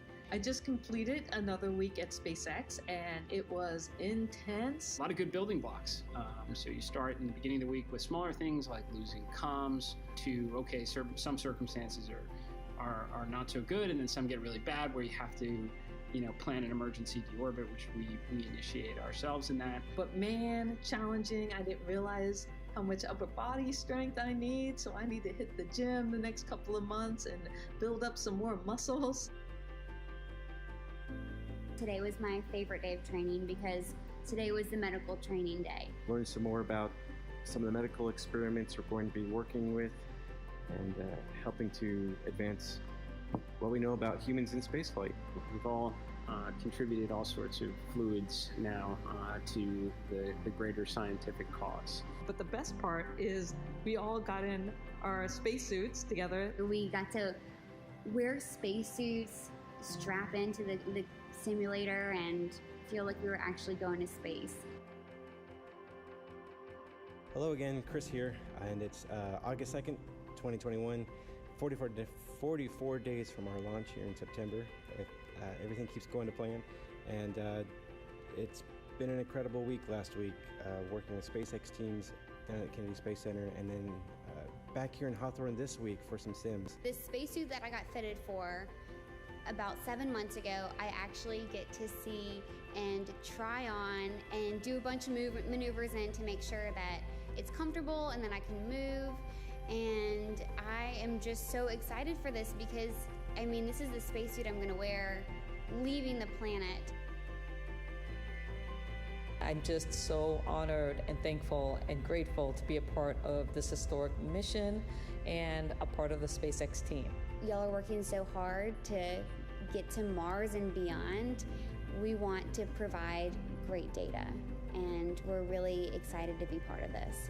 All right, well, thanks everybody for a fantastic time here in Hawthorne and also down at Kennedy. We've been doing training down there as well. So really appreciate everything you guys been doing. This is my final call here from SpaceX. So Rook signing off.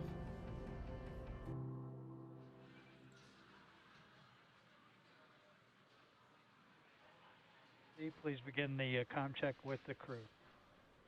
Dragon, GNC on countdown 1, comm check. Dragon has you loud and clear, GNC. How many? GNC loud and clear. Stand by for comm check by propulsion. And what you're hearing right now, comm checks. Dragon, prop on countdown, comm check. Between Dragon and the Falcon 9 launch team in firing room 4. Prop, loud and clear. Godspeed. Have a good flight today. Stand by for comm check with the avionics engineer. Dragon avionics on countdown 1, comm check. Dragon has you loud and clear, avionics. How many? Avionics loud and clear. Stand by for the comm check by the ground segment engineer. Say that again. Dragon ground segment on countdown 1, comm check. Dragon has you loud and clear, ground segment. How many? Ground segment loud and clear. Stand by for comm check by launch control. Dragon, launch control on countdown 1, comm check. Dragon has you loud and clear, launch control. How many? Launch control, loud and clear. Stand by for comm check by the chief engineer. Dragon, chief engineer on countdown 1, comm check. Dragon has you loud and clear, first. How many? Have you loud and clear. Have a great flight. This completes our comm check.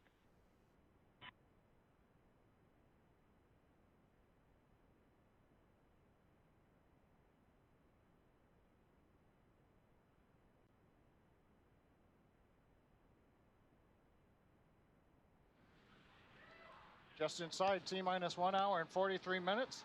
We've heard the comm checks between the Inspiration4 crew up in the Dragon capsule, up at the very top on the picture at the left behind where the crew access arm is. That's where Dragon is with the crew right now.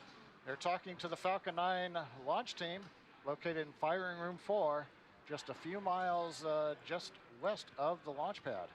Got a great view out the windows.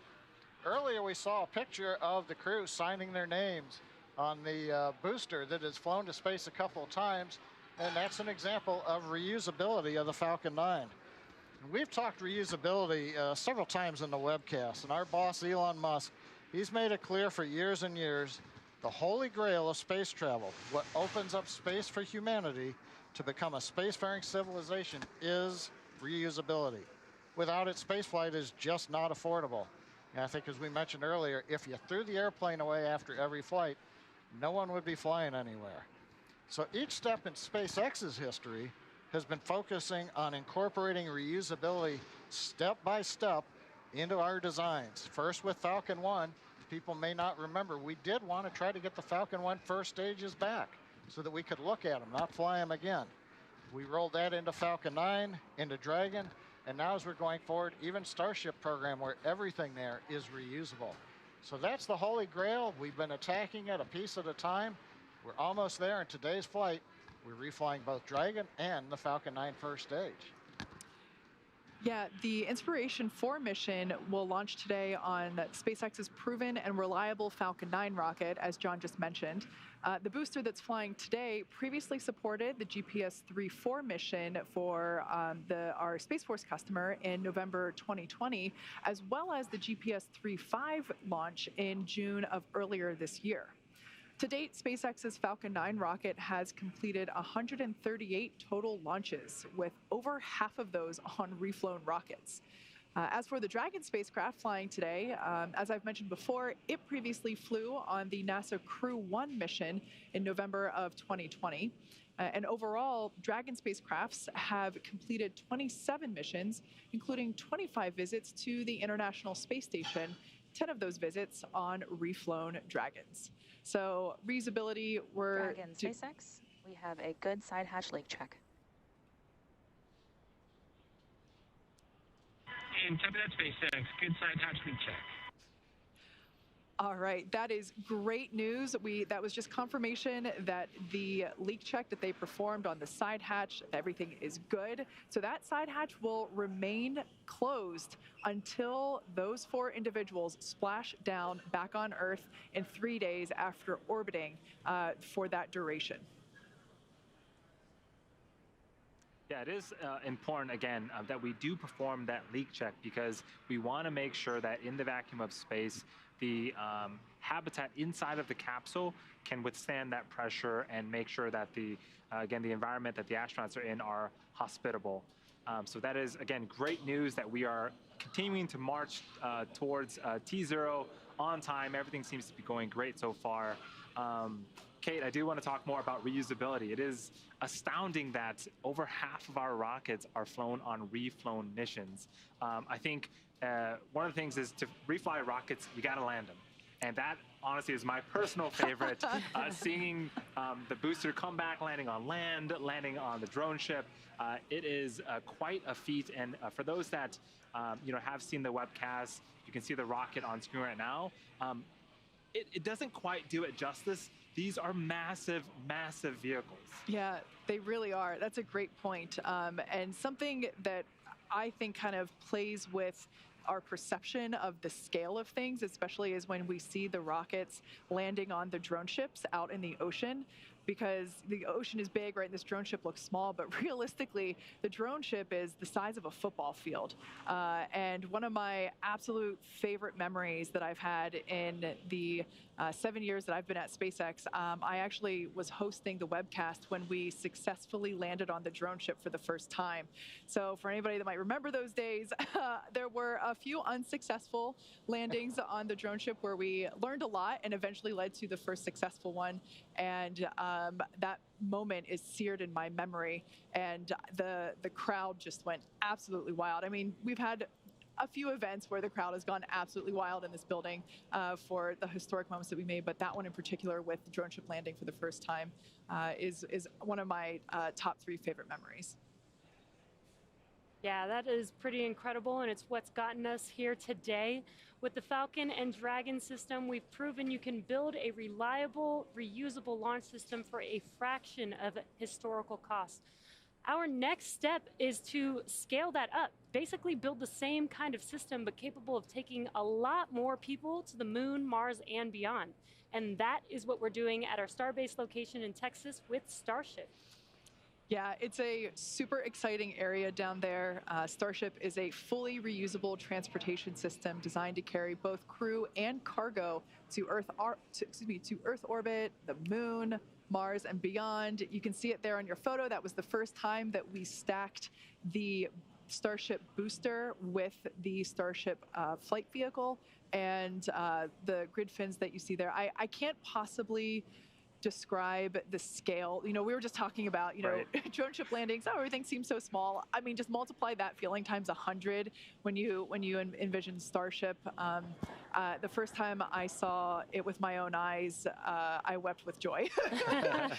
It's just an incredible monster of a vehicle, and there's a view of that stacking next to what is essentially a fixed service structure there. And yeah, so it's super exciting to follow along with all the advancements. Everybody knows that it changes not on a monthly, not on a weekly, but a daily basis there in Starbase, Texas. Yeah, and what I love that Starship is doing is they're very manufacturing and production focused, and that is very key for us to continue to fly and reuse these vehicles and learn as much as possible. But we also need to build them in the first place.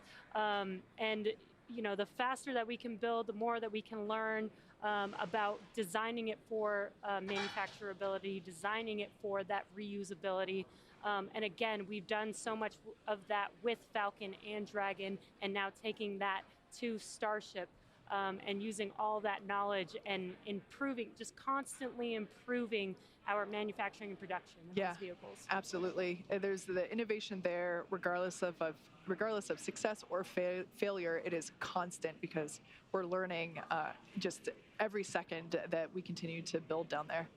Yeah, super excited to see what Starship has for us in the future. But we are marching towards 1 hour and 35 minutes until liftoff.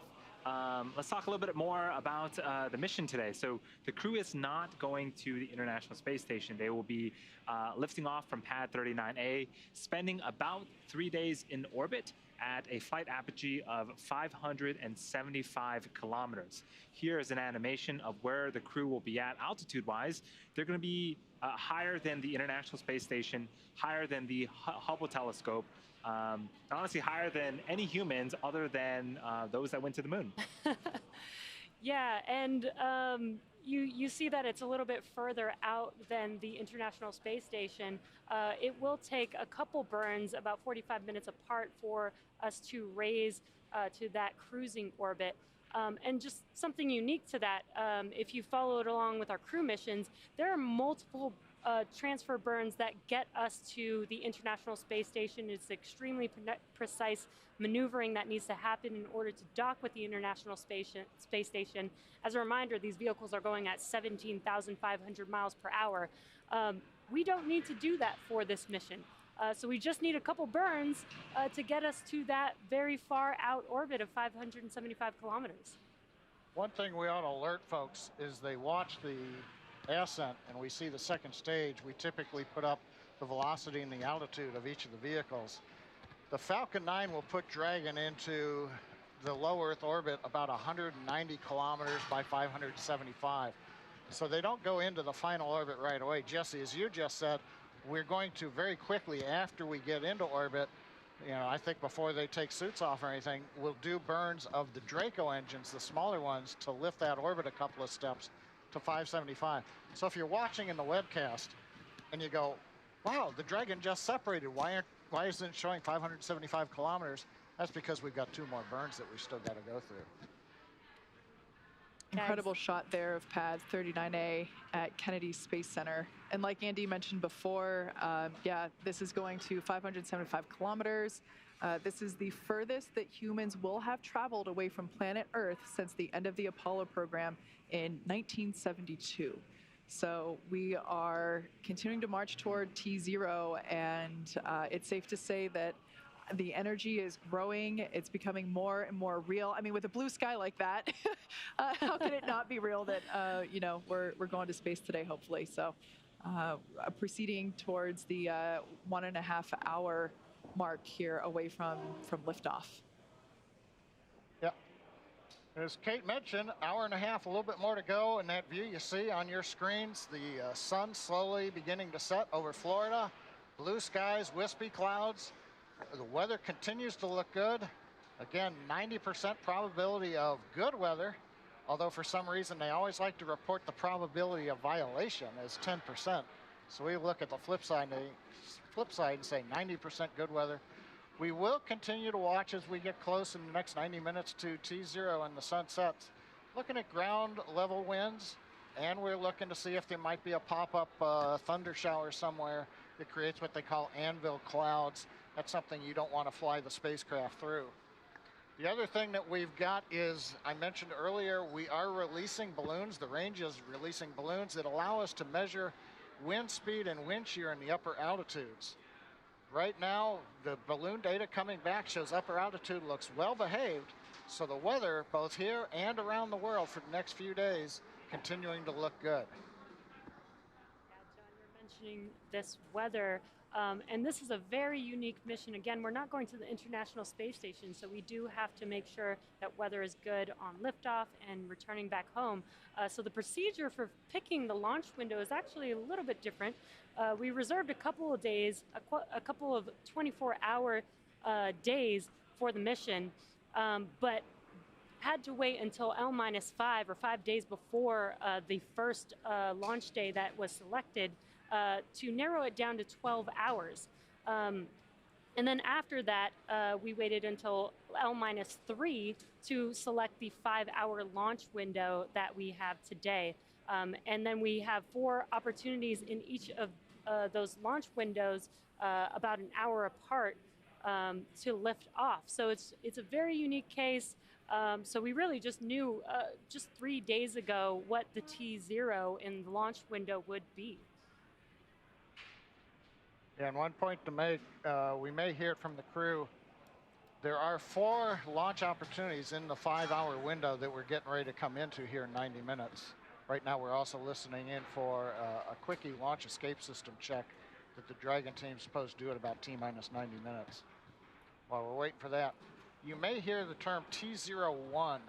The tablets that the crew has, that Jared, mission commander, has, are set up for the first launch opportunity coming up in just under 90 minutes. So they call that one T01.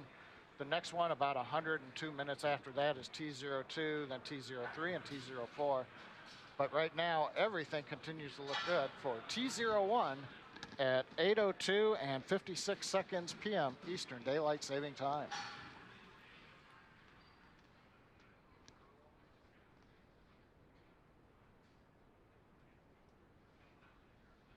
On screen right now is the crew on the left-hand side. On the foreground is Jared Isaacman. He is the mission commander, and we saw him interacting with the touchscreen monitors that are in front of them. Those will provide the crew with telemetry data, engine data, really anything they need for the mission.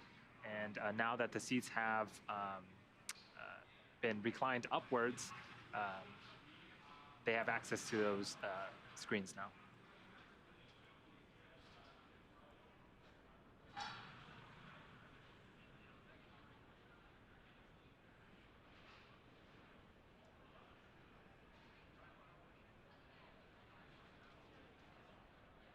As John mentioned before, we have a 5-hour launch window tonight with 4 opportunities in that 5-hour window. And the reason we actually have a window for a crew mission this time is, like Jesse said earlier, we're not going to the space station. So with space stations, it's an instantaneous launch window, really a moment, a fraction of a second, because of the final destination being the space station and having to chase it, catch up to it. Since we're not doing that today, the crew is actually going to an altitude above the space station. They'll be cruising around 575 kilometers above Earth. Because we're not chasing the station specifically, we have a little bit more flexibility to today's launch opportunities.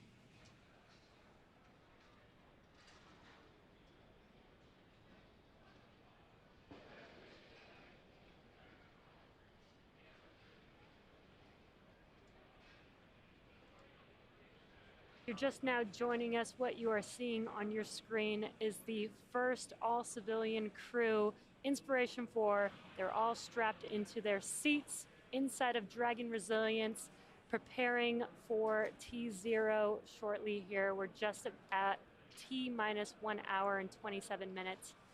And they're completing some final procedures here. They've already done comms checks, suit leak checks, closed the hatch and done the hatch leak check.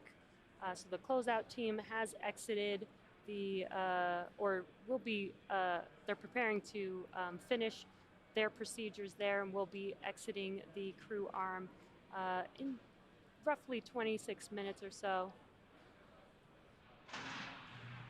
Yes, a lot of notable milestones of this mission. So Hayley Arceneaux will be the youngest American to go into space. She will be also the first with a prosthetic. Dr. Sian Proctor will be the first Black female pilot of a spacecraft. This is the furthest that we're going to be sending humans since the Apollo missions. And I'm trying to recall them all in my mind. This is the first time that we're going to be having 3 Dragons in orbit. So we currently have 1 cargo Dragon and 1 crew Dragon at the International Space Station. This will be the 3rd. So a lot of exciting things to happen as part of today's Inspiration4 mission. Exactly. It's been an exciting day so far. And if you're just now joining us, you are watching the very first all-civilian mission to orbit known as Inspiration4. At T-minus 7 hours, the crew woke up. Shortly after that, they performed some medical checks prior to their first meal of the day, which they had at Hangar X with some friends and family, and then followed by crew walkout of Hangar X as they made their way to their Teslas. Yep, and they hopped into the Teslas and made their way towards the suit-up room, SpaceX's debut of the suit-up room in the Falcon support building. They attended the pre-launch briefing there and then also began donning their spacesuits. And then, of course, at around T-minus 3 hours, we had the crew walkout. That was followed by the transportation to the pad and hopping in the elevators, ascending the tower that you see there on the right-hand side of your screen.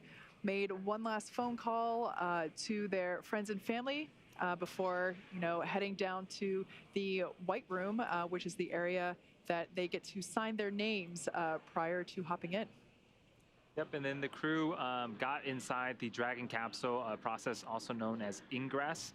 We performed some communication checks. We rotated the seats upwards.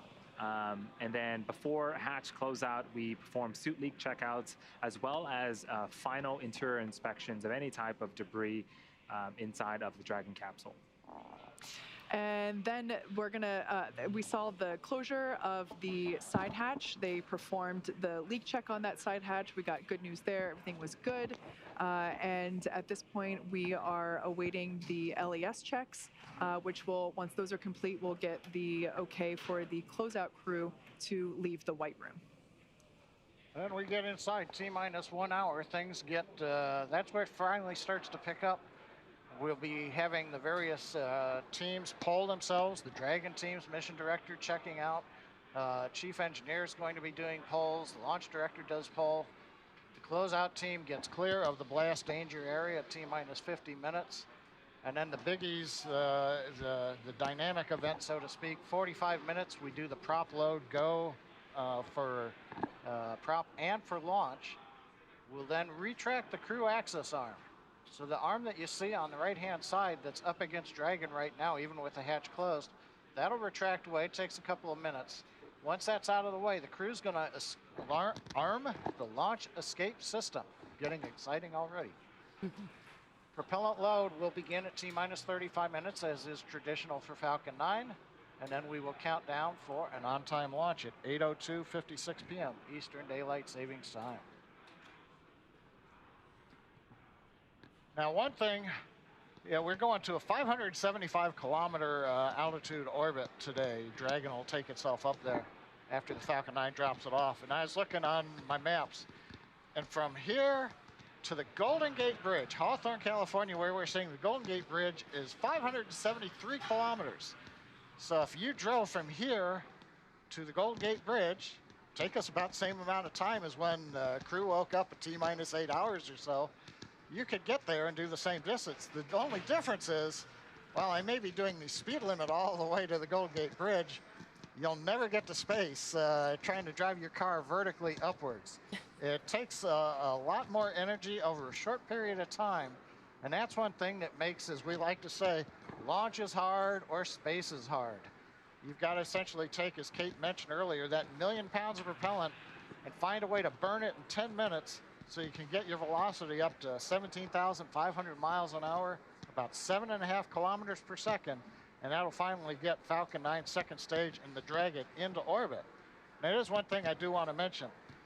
Dragon goes into orbit, but the second stage is going just as fast. It's just Dragon will pop off. So both will be in orbit, and then later on, the second stage comes back down to Earth, burns up. We don't try to land it. That'll be on the Starship program. Yeah, we are about an hour and 20 minutes away from liftoff and eventual stage separation of the Dragon. But in addition to the science and supplies going up onto the Inspiration4 mission, the crew is also taking along some personal items for their 3-day trip around the planet. We caught up with the crew during training to get a little more insight on what each of them are planning to take into space. Most special item I'm bringing up to space is this custom jewelry I had made for my wife and 2 daughters.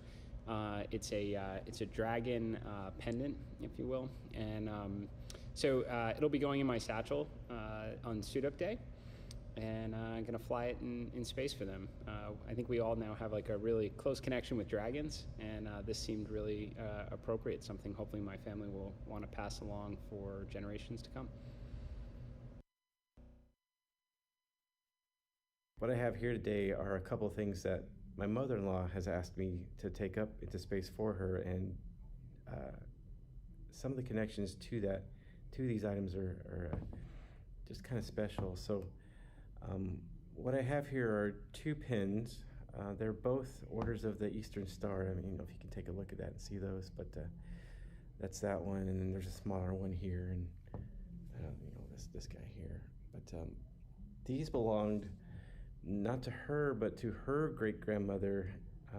The reason it's important to me is not only is it talking about some history and some family connections.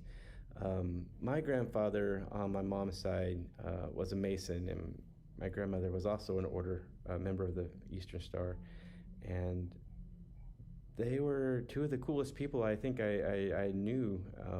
My grandfather had a way of really making anyone feel at ease and welcoming anyone he saw, regardless of their background or where they were from or what they thought. And knowing that, that being able to take up little pins like this that represent something that meant a lot to him and to other folks that in my family, I think that means a lot.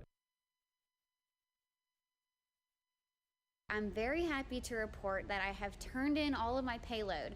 I've been thinking about what I wanted to bring to space since January, and I finally turned everything in.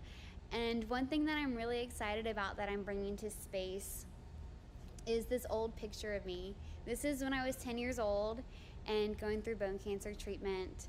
And so when I'm in space, I'm gonna pull this photo out, and now getting to be in space, my hair is gonna float everywhere, but yet hold this old picture of me and show all my patients, all these kids going through cancer treatment around the world, that there's a future, that it gets better, and I'm excited to be part of it. Our training's going really well. One of the other big things we've been working on is our packing for space list, which, I mean, how often do you get to say that you get to pack for space? And thinking about items that are important to us, that have meaning in some way, that we really want to bring with us. And so I have an item here. It's around my neck that I will take off. And this is a ring. And it's my dad's ring. And it's really cool because it's a Thunderbird, and my dad used to wear this all the time. And he passed away when I was 19, so I don't know the origin story of this, but it's a unique design, and it's pressed into the ring, and my dad absolutely loved it. And like I said, wore it all the time, and unfortunately, both my parents have passed away, so my mom, I can't even ask her, like, what's the story behind this ring? But I think my dad actually got this before he met my mom, so he's had it for a very long time. And so I'm gonna bring that to space to represent my dad. I have my mom's ring here to represent her. And so I've got both my parents, and then something kind of unique and special that they got for me when I was born is this commemorative coin from the island of Guam. So it says Guam, USA, and it says where America's day begins. And so I've had this coin and has 1970 on it because that's the year I was born. And so I feel like this is the first gift my parents ever got for me, was this coin when I was born, and I've had it now for 51 years. And so I'm bringing that to space with me. So I have my coin, and then I have my 2 rings from my parents, and I'm excited to bring them along for this incredible, amazing journey experience. And thank you for everything that you've done to help me get there.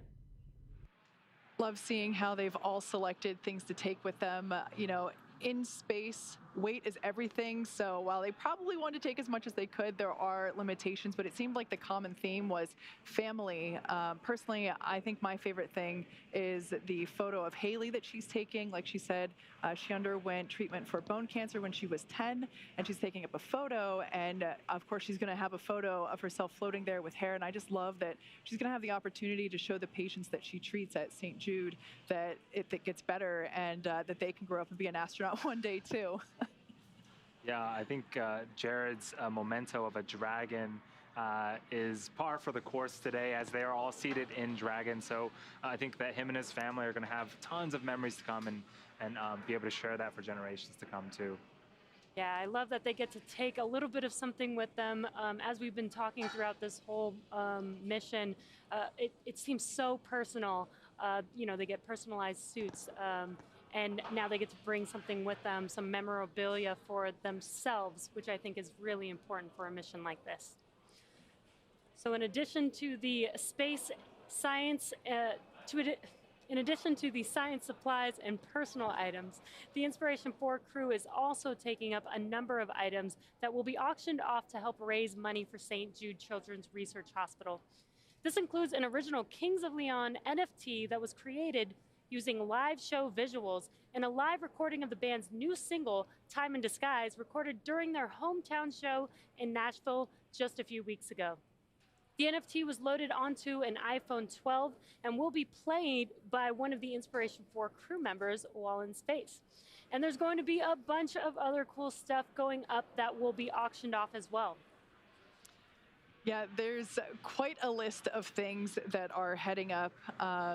Some of you might recall the Time magazine that was recently published with the Inspiration4 crew. I think it was such an iconic shot. It was very stoic looking, and there's going to be a copy of that flying on this mission, and the crew will autograph it after the Dragon capsule splashes down in a couple of days. And of course, something for little ones, there's a handful of plastic and plush STEM toys based on the animated series Space Racers. So again, all of these things are available through auction, which is currently live. Yeah, I love, there's going to be a ukulele in space.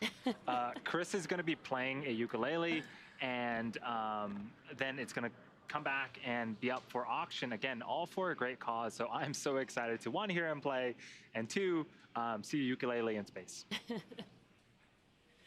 Yeah, and again, this mission is a fundraiser for St. Jude, and I love that they're going to even have some Inspiration4 mission jackets, which are going to feature some artwork from some of the patients at St. Jude, which is going to be pretty incredible. I think that's definitely something I'm going to try and get. And there's something on board that I know John I loves, pens that write in space. Yeah. They've got the, for those who remember, we had the Fisher space pens that worked in microgravity. And so Fisher has got a 50th anniversary of the Apollo 11 that was a couple of years ago. But they're flying that in a coin set into space, and they've included material that's actually from Apollo 11. So something else interesting to bid on. Yeah, super cool. They're also taking up a customized Mont Blanc Star Walker writing instrument, as well as some stationery that the crew will get to journal about, their experience in space while they're up there. Like I mentioned before, this auction is open. Actually, it opened on Thursday, September 9th, and it will run through November with all of these different items, including the ones we mentioned and more. They'll all be available at various points during the overall mission. And you can bid on these auction items if any of them called to you. Head on over to stjude.org/inspiration4 and check them out. We're T-minus 1 hour, 11 minutes, 21 seconds, counting down. Everything continues to go well. We also did hear during that last segment, the closeout team has left the crew access arm. So we're actually still running about 19 minutes ahead of schedule on the closeout activities. Earlier, I got in my pitch for my usual, hey, launch is hard, space is hard, you know, and this is kind of the rockets and spacecraft 101. One of the things I thought about, you know, why is it hard? You know, why can't you just aim your car and go up, you know, 575 kilometers? And we talked a little bit about, hey, you've got to get 1 million pounds of propellant. You've got to figure out how to burn it in 10 minutes. You've got to steer the rocket, so you've got to be able to have engines that move, can, you know, withstand wind gusts, get the rockets on the right trajectory. Then we're talking about like the space pen that works in microgravity. You think about it, when our first stage is getting ready to come back to Earth, there's no gravity. So that means none of the propellant is down at the bottom of the inlets to the engines. So that's one of the things you have to work in space, both here and on Dragon. How do you get propellant into the inlet of the pumps and the valves so that instead you're just not pushing gas through there? And that's a bad thing that happens when you want liquid and you only get gas going through your rocket. So that's just one of the things that we've got to do. And of course, we've got to fight the force of gravity. 9.8 meters per second squared we've got to overcome. And so I don't know about you, but when I took physics class, you know, as always, you're sitting on a sled on a frozen pond. It's frictionless. And then how fast you throw the bricks overboard that are on your sled to essentially make the sled move. And how fast can you go depends on how fast you throw the bricks out. And that leads you to the famous rocket equation. Look that one up, you can see that, but essentially it all comes down to how efficient is the engine and how efficient is the structure. And in the case of the Falcon 9, we tried to be as mass efficient as we could so that we carry mostly propellant with just a thin skin of tank around it to hold it. So the more propellant you've got and the less tank and the less weight of the engines, the more efficient you're going to be, and that way you can carry more into space. And that eventually is where we're going, put humanity out into space. Yeah, and so we talked a little bit about the time of launch, and today is a little bit different because we have up to 4 opportunities to launch our Inspiration4 crew members. But if we're doing things like trying to rendezvous with the International Space Station, we have to target a very, very specific window. And so depending on the profile of the launch, how high we're sending it, which type of orbit we're sending it, liftoff time does play a factor into that. Yeah, one of the important things on, we talked about earlier is we don't have a 1 second window today. We've got a 5.2 hour window. It's a 1 second window when we're going to the space station because we have to synchronize the launch with when the space station's orbital plane is passing over Florida. It's not exactly overhead, we have to lead it a little bit. But if you think about it, in Florida, we're rotating at about almost 1,500 kilometers an hour going eastward. Doesn't feel like that, but put your seatbelts on, the Earth is rotating. That's 25 kilometers every minute. So if you waited about like a 15-minute launch window, all of a sudden the space station's 375 kilometers east of where you are on the ground, and it takes a tremendous amount of propellant to make up that kind of error. So that's one of the challenges why orbital dynamics is important. You've got to know when you're going to launch, where you're headed. A lot of people care where the sun is when you get into orbit. If you have got solar rays, then you need power right away on a satellite. So orbital dynamics, another great thing to study in school, because if you don't know where you're going to go and how to get there, you won't get there. Yeah, John, you've been talking a lot about all the things that go into, designing and building a rocket that can do all the things that we've been doing, flying to orbit, taking payloads to orbit, taking humans to orbit. We've got a lot of history and a lot of things that we've learned. We didn't do this by ourselves. We worked very closely with NASA.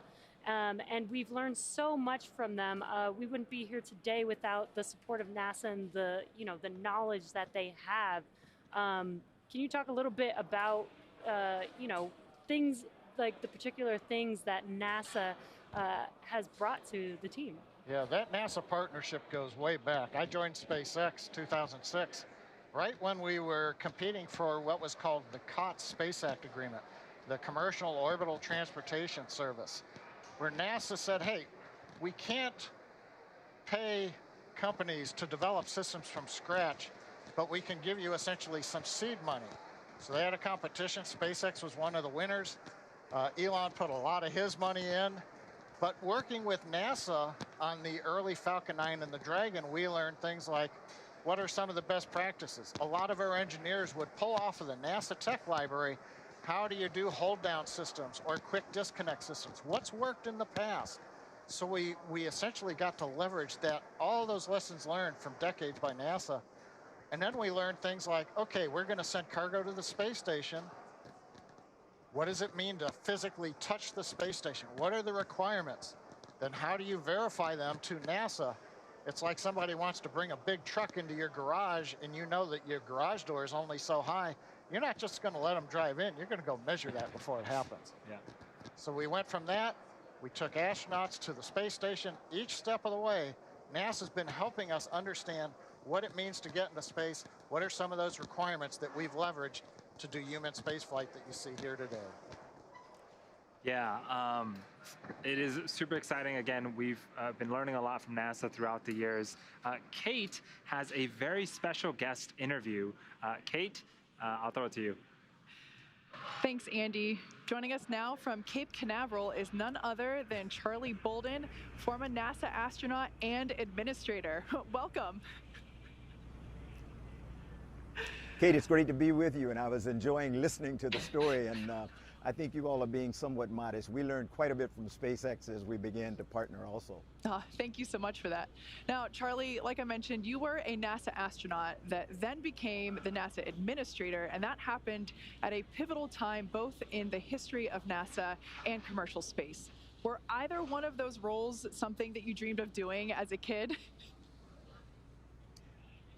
No, as a matter of fact, I tell kids all the time, I never dreamed of being an astronaut because I grew up in the segregated South, and that was just not, that was not something that was going to happen. I had no desire to fly airplanes. I thought flying was inherently dangerous, and but at the age of 12 in 7th grade, I fell in love with a place called the United States Naval Academy, watching a program on television called Men of Annapolis, and I struggled to get there, and when I finally got there, that led to my going into the Marine Corps, which led to my going to flight school, which led to my going to test pilot school, which led to my meeting the late, great Dr. Ron McNair, who was in the first group of space shuttle astronauts selected. And he's the guy that embarrassed me into applying for the space program. So I kind of fell into it. I don't recommend that kids follow my example, though. Well, it sounds like you've had quite the journey throughout your career. And speaking of journeys, we talked a little bit earlier about the history of Pad 39A, which we see over your shoulder there in the distance. How does space travel look different from the days when you were an astronaut compared to the last 10 years or so? You know, Kate, I think it's dramatically different. I mean, the techniques, the orbital mechanics, everything, all the laws and everything are the same, but it's the face of space flight today that is dramatically different. I'm so excited to be here this evening for this launch because, you know, I was telling somebody earlier today, just the thought of having an all-commercial crew, a crew of non-professional astronauts lift off from the same launch pad where Neil Armstrong and Buzz Aldrin left before they stepped on the moon is just flabbergasting. It's sort of it's the complete cycle of a tale to get us from where it was nothing but government to where now we can actually have an all-civilian, all-commercial flight where NASA's really not involved at all, other than being the host here at the Kennedy Space Center.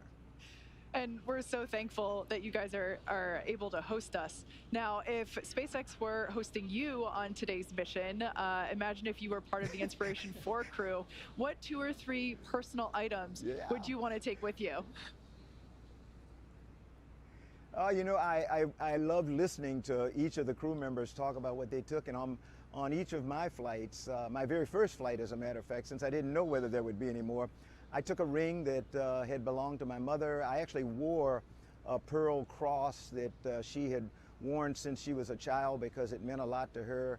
And I took very personal items also. If I were to go today, I now have a 12-week-old grandson, so I would have to take something that belongs to him, young Walker Elias, and I have 3. I'm blessed with 3 beautiful granddaughters. So my guess would be that at least 4 of those items would be from the 4 grandkids today.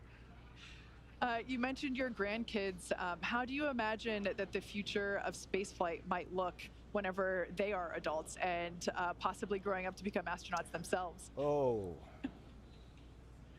You know, Kate, I am firmly convinced that by the time Walker, who's the baby now, the 12-week-old, by the time he gets ready to go to space, we're going to be talking about, I mean, going to the moon will be, routine is not a word I like to use, so let's not do that. But it will be a place where we go with some frequency, and we'll be venturing off to Mars also. So I think there's a very good chance that probably Walker and maybe my baby granddaughter Talia will have an opportunity to be among the first people to actually set foot on Mars. So I'm very hopeful that they will end up doing that. And if they decide that they don't want to go to space, they don't want to fly, we're big proponents of, you know, Sian is actually really pushing the arts. I really agree with what she says. Arts and design are key aspects of what's required for us to even get people to space. And they are two areas that we should not overlook as we talk about STEM education. But the arts and design are what gives us as an example, the wonderful spacesuits that the crew is wearing today. Some designer actually sat down and thought about that. You know, that's not aerodynamic. That's actually a little arts and design there. So I think the world is the oyster for my grandchildren, and I'm excited about it. Yeah, you're absolutely right. You add the A into STEM and you get STEAM, right? Now, years ago at exactly right. Years ago at a joint SpaceX NASA launch, you gave observers some really great advice, and that was to put their phones down and watch the launch with their own eyes and just really enjoy the experience. Now, with our Inspiration4 crew sitting in their seats, what advice would you give to those civilian astronauts as they are preparing to go to space for the first time? You know, believe it or not, I sent Jared a text a few days ago, and then I had an opportunity to say hello to them before they walked out today. And my advice to them was relax, enjoy it, suck it up, really spend time in the window to look at the incredible beauty of our planet from a perspective that not very many humans will have had. You know, we've flown 500 and some odd humans to space, but as you all keep pointing out, when I flew my Hubble Space Telescope mission, we were at 600 kilometers, and that was a view that only people who had gone to the moon had before, and we've not had any views like that since because we've just not gone that high. They are going to be in a unique position looking at this planet from almost 600 kilometers, and it's breathtakingly different from looking on board the International Space Station. That's awesome. But it's amazing how much just the additional 100 or so kilometers adds to your perspective. You don't see the whole planet, but they're going to see a lot more of it than people see from the International Space Station. And I just hope they'll take an opportunity to suck it up and enjoy it and visualize it so they can tell stories about it to their children and grandchildren and to every kid they meet when they come back. Because that's actually the most important role for an astronaut is to become storytellers and help people understand why it's important to take care of our planet and why we're running out of time, and we've got to be better stewards of the planet. So I'm excited for them to have this opportunity. Yeah, you're absolutely right. As the mission name indicates, one of the primary functions of this mission is to inspire others. So you hit the nail on the head there for sure. Exactly. Charlie Bolden, former NASA administrator and NASA astronaut, thank you so much for joining us today. Back over to Jesse as we continue to tick down to T0. Thank you, Kate, and thank you, Charlie Bolden. That was an incredible interview and great to hear from him, our partners at NASA. It's just so great. You know, teamwork really makes the dream work. So if you're just now joining us, you picked a great time as we are approximately T-minus 56 minutes and counting until launch. Welcome to the coverage for the mission known as Inspiration4, the first all-civilian mission to space. Liftoff time is still holding for 8:02 p.m. Eastern Time, and we're tracking no issues with Falcon 9 or Dragon. The range is green, the weather is cooperating.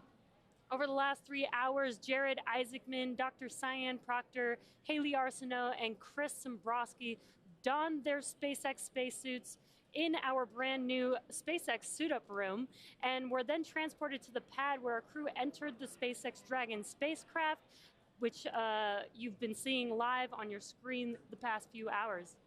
Yeah, but before we go any further, we have to get reacquainted with our crew. Let's take a moment and learn a little bit more about Jared.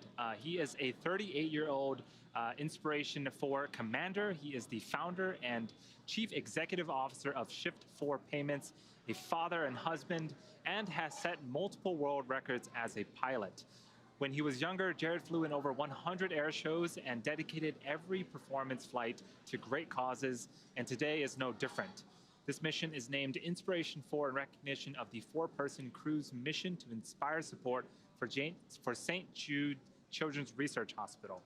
Jared has donated $100 million himself and is hoping to raise another $100 million to support the nonprofit organization.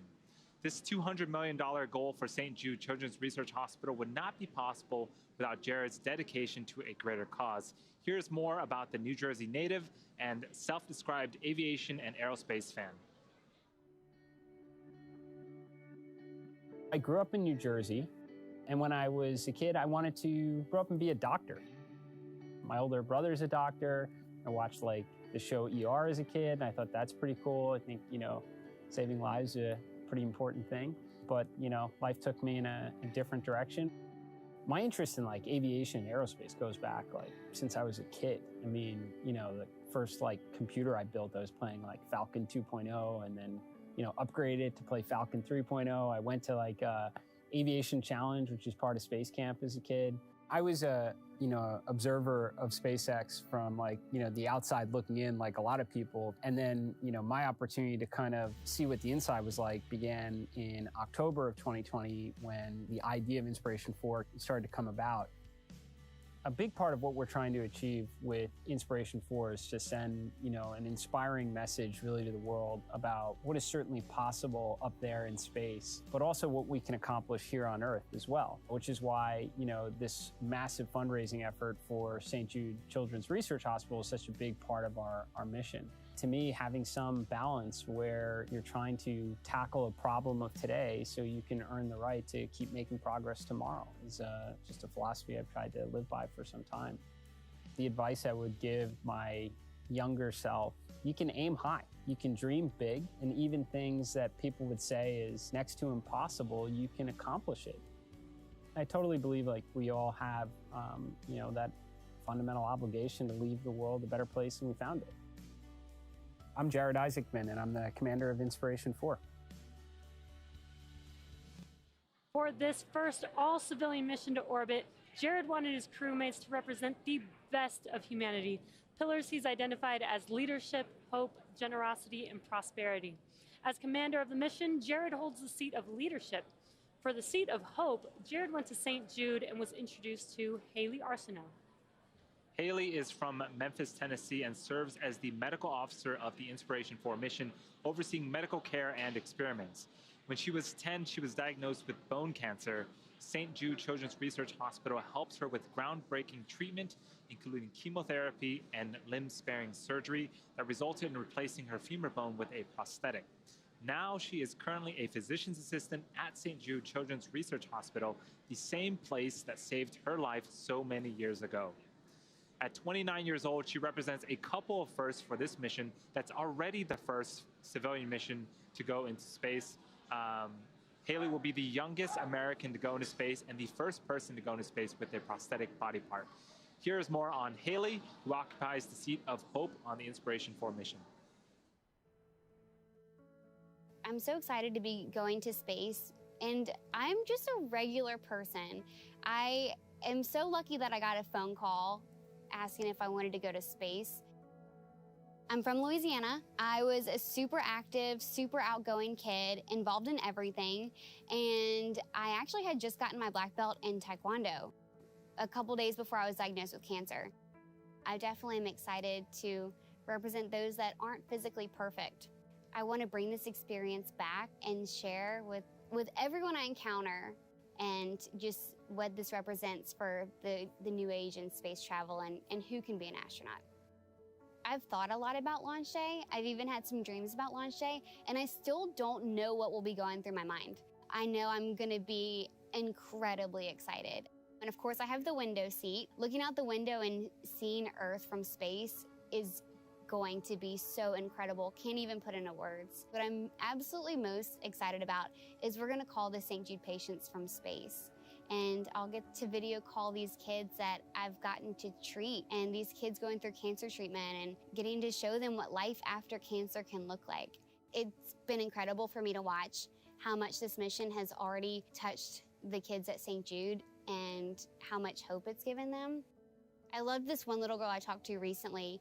She said, I can't wait to be an astronaut. Like, there was no if in there. She just couldn't wait for it to happen. I think that's what hope is. I am Hayley Arceneaux, Medical Officer of Inspiration4. As part of the effort to raise money for St. Jude, Jared decided to give away one seat to a person at random who donated to St. Jude's cause. That seat, the seat of generosity, went to Christopher Sembroski. Christopher Sembroski of Seattle, Washington is the mission specialist of today's flight, helping to manage payloads, science experiments, and communications to mission control. He is a 42-year-old mechanical and diagnostics lead at Lockheed Martin and a United States Air Force veteran. As an amateur astronomer, he grew up with a natural curiosity about outer space and even worked as a U.S. space camp counselor. He was awarded the seat of generosity after contributing to a special fundraising campaign for St. Jude Children's Research Hospital. Let's meet Chris, the Inspiration4. Step 56.80, the propellant load go, no-go poll is now open.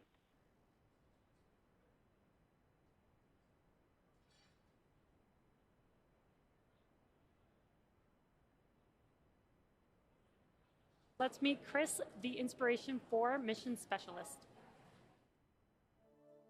When I found out I was going to space, I was dumbfounded. I think I was just struck dumb for days. The seed was planted for me to fall in love with space when I was little and started launching little rockets in my front yard with my dad, the first of which is still probably stuck in a Florida pine tree somewhere. But when I first saw a space shuttle launch in person from the causeway, 6 to 8 miles away, you could still feel that rumble pounding through your chest. That kind of just shifted my foundation a little bit, and I knew from there on out I had to be somehow a part of space, whether it was helping support a mission or lobbying for folks to be able to go into space. That's where I wanted to be. Of course, I'm going to be looking down at my home in Western Washington. I'm also looking to see what I don't see, and that's going to be lines on a map or those walls that seem to separate all of us ideologically or politically or even geographically or physically. Those don't exist when you get far enough out, and I'm really hoping to bring back that sense of what it means to only have that one small line that matters to all of us, and that's the atmosphere that keeps us separated from the vacuum of space. As we get to launch day, I am gonna have the biggest smile going ear to ear. It's gonna be, I'm gonna be shaking with excitement. No fears or jitters at all about what's going to happen, but man, that's gonna be a heck of a show. I'm Chris Sembroski, mission specialist of Inspiration4. Jared reserved the 4th seat for someone who exemplified the entrepreneurial spirit. This 4th seat, representing prosperity, was awarded to Dr. Sian Proctor. She is from Tempe, Arizona, and serves as the pilot for today's mission. She's 51 years old, is an entrepreneur, an educator, poet, artist, and active voice in the space exploration community. She's passionate about encouraging others to use their unique space to inspire those within their reach and beyond as part of her Space to Inspire motto. Dr. Sian was awarded the seat of prosperity after being selected as the top entrant of an independently judged online business competition conducted by the Shift4Shop e-commerce platform. Here's more about Dr. Proctor and her love of exploring planet Earth. The day of launch, I'm going to be thinking about how my entire life has led up to this moment. I was born on the island of Guam, and the reason why I was born there is that my dad worked for the NASA tracking station. And so I feel like space has always been a part of me. When I got that call, that Zoom, and Jared was on there, and he said that, you know, they picked me for the Prosperity seat, that I was going to go to space with him and be part of the Inspiration4. It really was like getting the golden ticket for Willy Wonka. Everything in my life finally came into focus, and I realized that it was all about this moment in time. I won the Prosperity seat for Inspiration4, and I did that not as a geoscientist or an explorer or an analog astronaut, which are all on my resume. I actually won this as a poet and an artist. We are striving for that Star Trek generation, that idea of a just, equitable, diverse, and inclusive space, or a Jedi space. I'm gonna be the first Black female pilot of a spacecraft ever.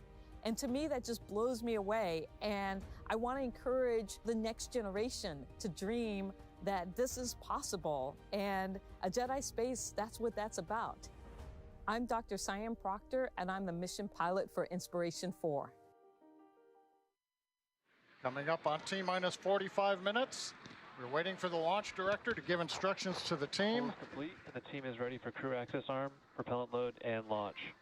For non-urgent no-go conditions, brief the CE or LD, and they'll approve aborting the countdown. For urgent issues affecting the safety of the operation, operators shall call hold, hold, hold on the countdown net. Launch control will abort the launch auto sequence immediately and proceed into the launch abort sequence. At T-minus 10 seconds, launch control will be hands-off and relying on automated abort criteria for the remainder of the count. Operators advise the launch director whether structural breakup or fire is imminent or occurring per Dragon manual escape flight rules. In the event of a fire alarm, key operators will remain at their post while the alarm is evaluated. In the event that personnel safety is threatened, evacuate to the south-facing emergency exit, which leads directly outside. Launch control, you may proceed with arming the crew arm for movement. There you've heard the instructions and a great view from the camera on the fixed service structure looking down the crew arm. SpaceX team has been polled. The 7 operators on Falcon 9 in firing room 4 at Kennedy Space Center have indicated they are go for propellant load of the Falcon 9 and launch. The crew is given a go. The Dragon team's given a go. We're moving into the next of the major steps, retracting the crew access arm. This will take a couple of minutes. We're going to follow that by arming the launch escape system, and then at T-minus 35 minutes, begin propellant load of the Falcon 9.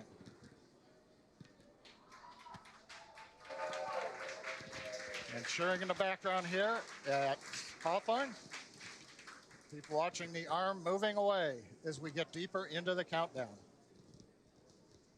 Weather continues to be good for Falcon 9 launch. Range is ready to support. All systems remain green and go.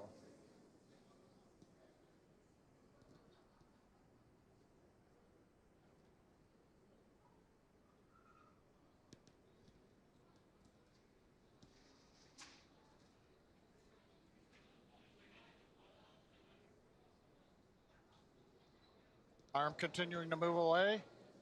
Once it's in position, we ought to hear the instructions to the crew to close and lock their visors, and then arm the escape system on the Dragon spacecraft.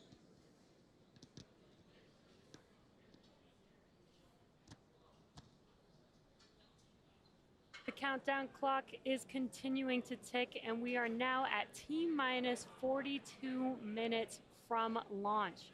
We're standing by the crew arm.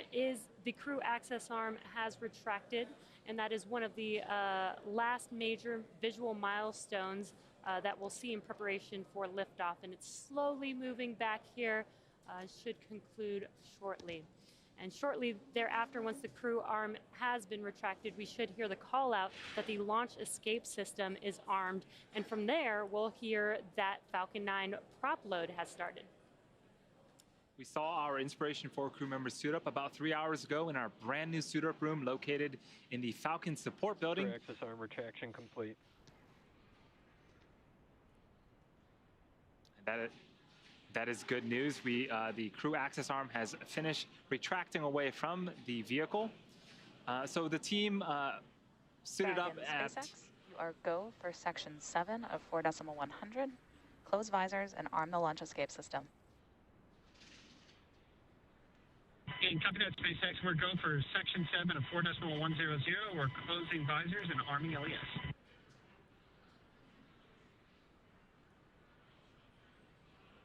Okay, the next major step, you see the view of the crew inside the Inspiration4 capsule, closing their visors. Make sure they're locked and sealed. The next step will be arming the launch escape system. That's where the Super Draco thrusters are enabled. So if anything happens from here through the countdown or flight, Dragon has the ability to leave Falcon 9 and carry the crew into a safe recovery out in the ocean. We're waiting now for the call out. The launch escape system is armed.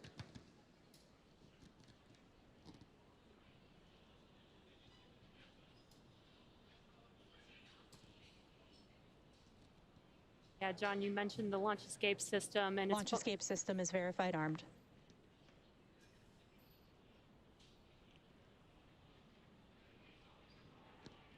And there's that call out. The launch. Copy that, SpaceX. We're closing out 4.100.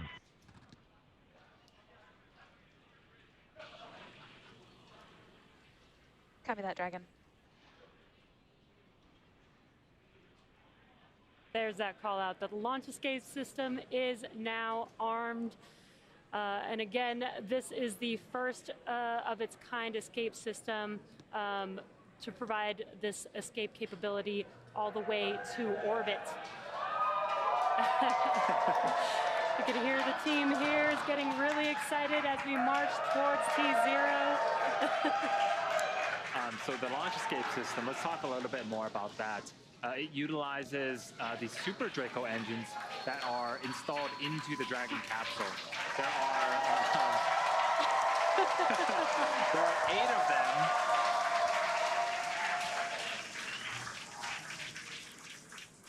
There are 8 Super Draco engines on the Dragon capsule, and they're aptly named Super Dracos. They differ from the regular Dracos just a little bit.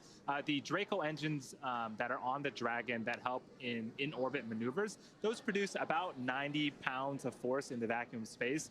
A single Super Draco engine produces 15,000 pounds of force. And so altogether, it produces over 120,000 pounds of force, and that is what is needed in case of an emergency to accelerate the Dragon capsule and crew away from any type of emergency. Exactly. And like you said, those Super Dracos are just super-powered Draco engines, and the only time they are ever utilized is in that launch abort procedures, so we are not expecting to use them today, but we do take safety very seriously, and we take every measure possible to ensure that the crew has options and has an escape in the worst of scenarios. And like Jesse mentioned before, it's the first of its kind and provides an escape capability for the crew all the way to orbit. Yes, so that launch escape system is currently armed. Once in orbit, we actually disarm that, and we'll be relying only on the Draco engines from there on out. Yeah. Now, next up, we will be having prop load begin, and this is basically when when Falcon comes alive. We begin to load liquid oxygen and rocket-grade kerosene, also known as RP1, into both the first and second stages. Dragon is already fully loaded. The fuels for Dragon, their hypergulls, get fully loaded down the street from pad 39A a week or 2 in advance to launch. So it's already locked and loaded. Up next is the prop load for Falcon 9. One thing while we've got a moment, we were talking about Super Dracos and contingency aborts.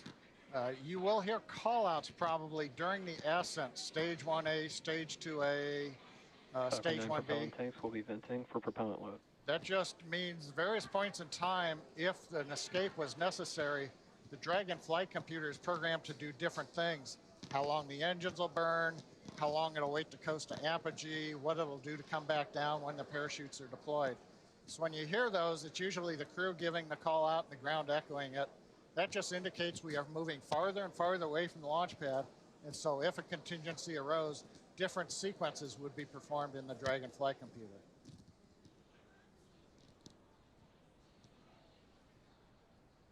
Right now, we're just 90 seconds away from the start of propellant loading.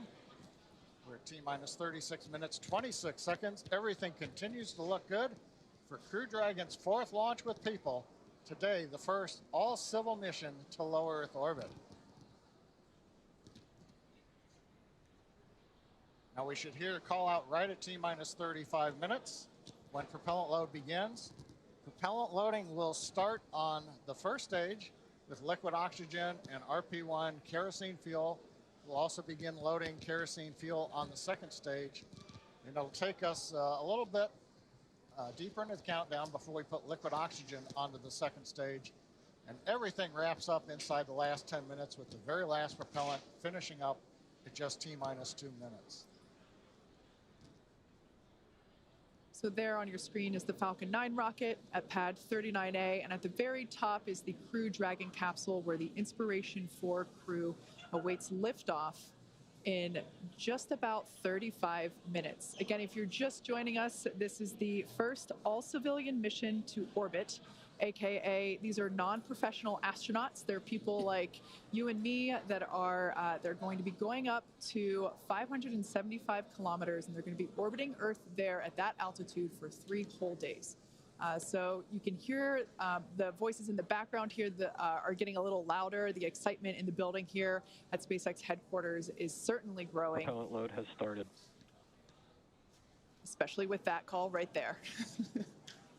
We're inside T-minus 35 minutes. We are right on time. Propellant load start call out has begun. The fill and drain valves for the first and second stage fuel tanks and the first stage liquid oxygen tank now coming open. Ground system pumps beginning to push the propellant into the Falcon 9. As we said, that'll continue all the way down to T-minus 2 minutes. We'll hear call outs and bring status as we go through the countdown. But currently everything looking good at pad 39A for the launch of the Inspiration4 crew in just over 34 minutes. So our crews, like Kate mentioned, are at the top of the vehicle sitting inside of the Dragon capsule. Jared, Sian, Hayley, and Chris have been training for this journey pretty much ever since the announcement that they'd all been selected as crewmates for the Inspiration4 mission in March. What's super cool is that they are going through the same exact Dragon training as our NASA astronauts. In order to get to visit low Earth orbit, our teams at SpaceX have spent hundreds of hours teaching the crew about orbital mechanics, how to live in space and microgravity, and even running simulations of what a full mission would look like while seated inside of Dragon. Yeah, the Inspiration4 crew has completed numerous simulations, including a 30-hour and 12-hour end-to-end simulation in our Dragon trainer. They trained not only at SpaceX, but they also did a few other trainings, centrifuge training. They flew some fighter jets together, did some aerobatics in these jets, some flips, and experienced some real G's before this mission today. Yeah, they even got to pilot the jets themselves, which was super cool to see. They also completed a zero-G flight, which you can see them there, almost like superheroes. They even climbed Mount Rainier in Washington, which looks like a very difficult hike. Yes, I think during the docuseries, it was almost a whiteout condition, but they kept trekking along. It was almost 10 hours of hiking, 4,000 plus feet elevation, one of the serious hikes that you can do up in Washington. Yeah, some great team building, and they even signed their Falcon 9 booster that is sitting on the pad, and that is them with their signatures on the vehicle that they will be lifting off in just over 30 minutes from now. This team has studied nearly 100 different training lessons covering all aspects of the mission.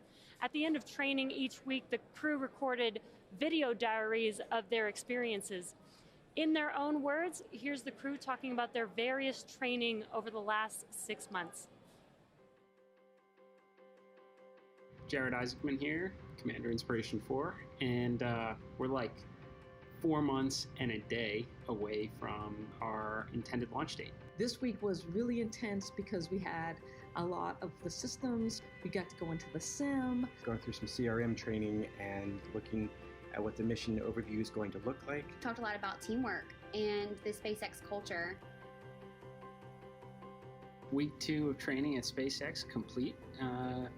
This was a heavy week. I just completed another week at SpaceX, and it was intense. A lot of good building blocks.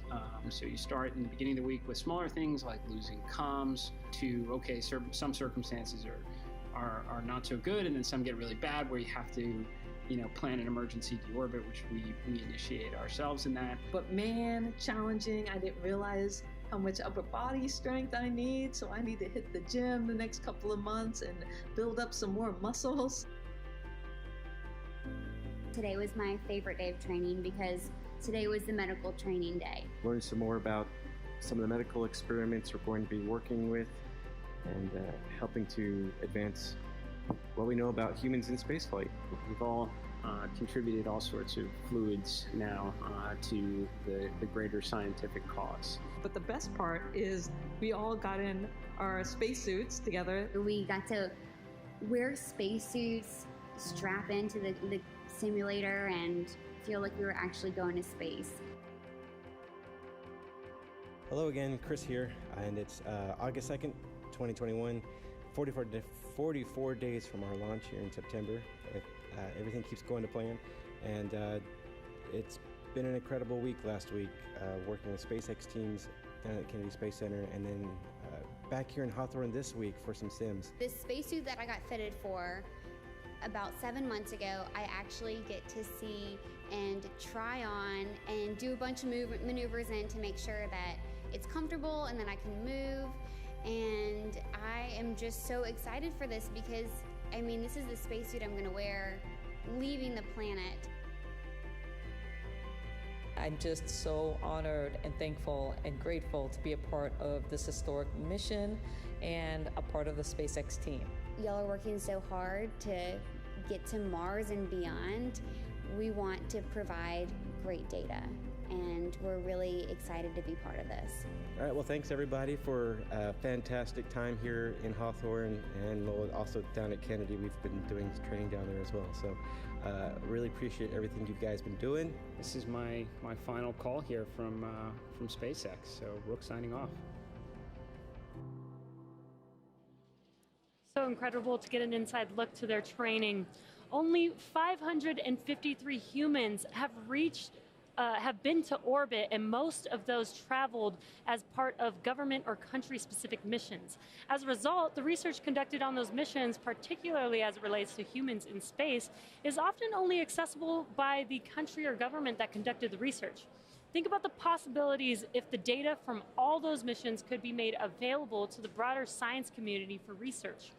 Inspiration4 is a step in that direction. The crew of Inspiration4 will conduct research in orbit that has the potential to improve human health here on Earth and for future space explorers. One of the cool things about this mission is that all biomedical data collected during the mission, things like heart rhythm and rate, blood oxygen saturation, among other things, will be accessible for research. And to that end, SpaceX and the Inspiration4 crew are partnering with TRISH, the Translational Research Institute for Space Health, to collect data and biological samples from the crew before, during, and after this historic spaceflight.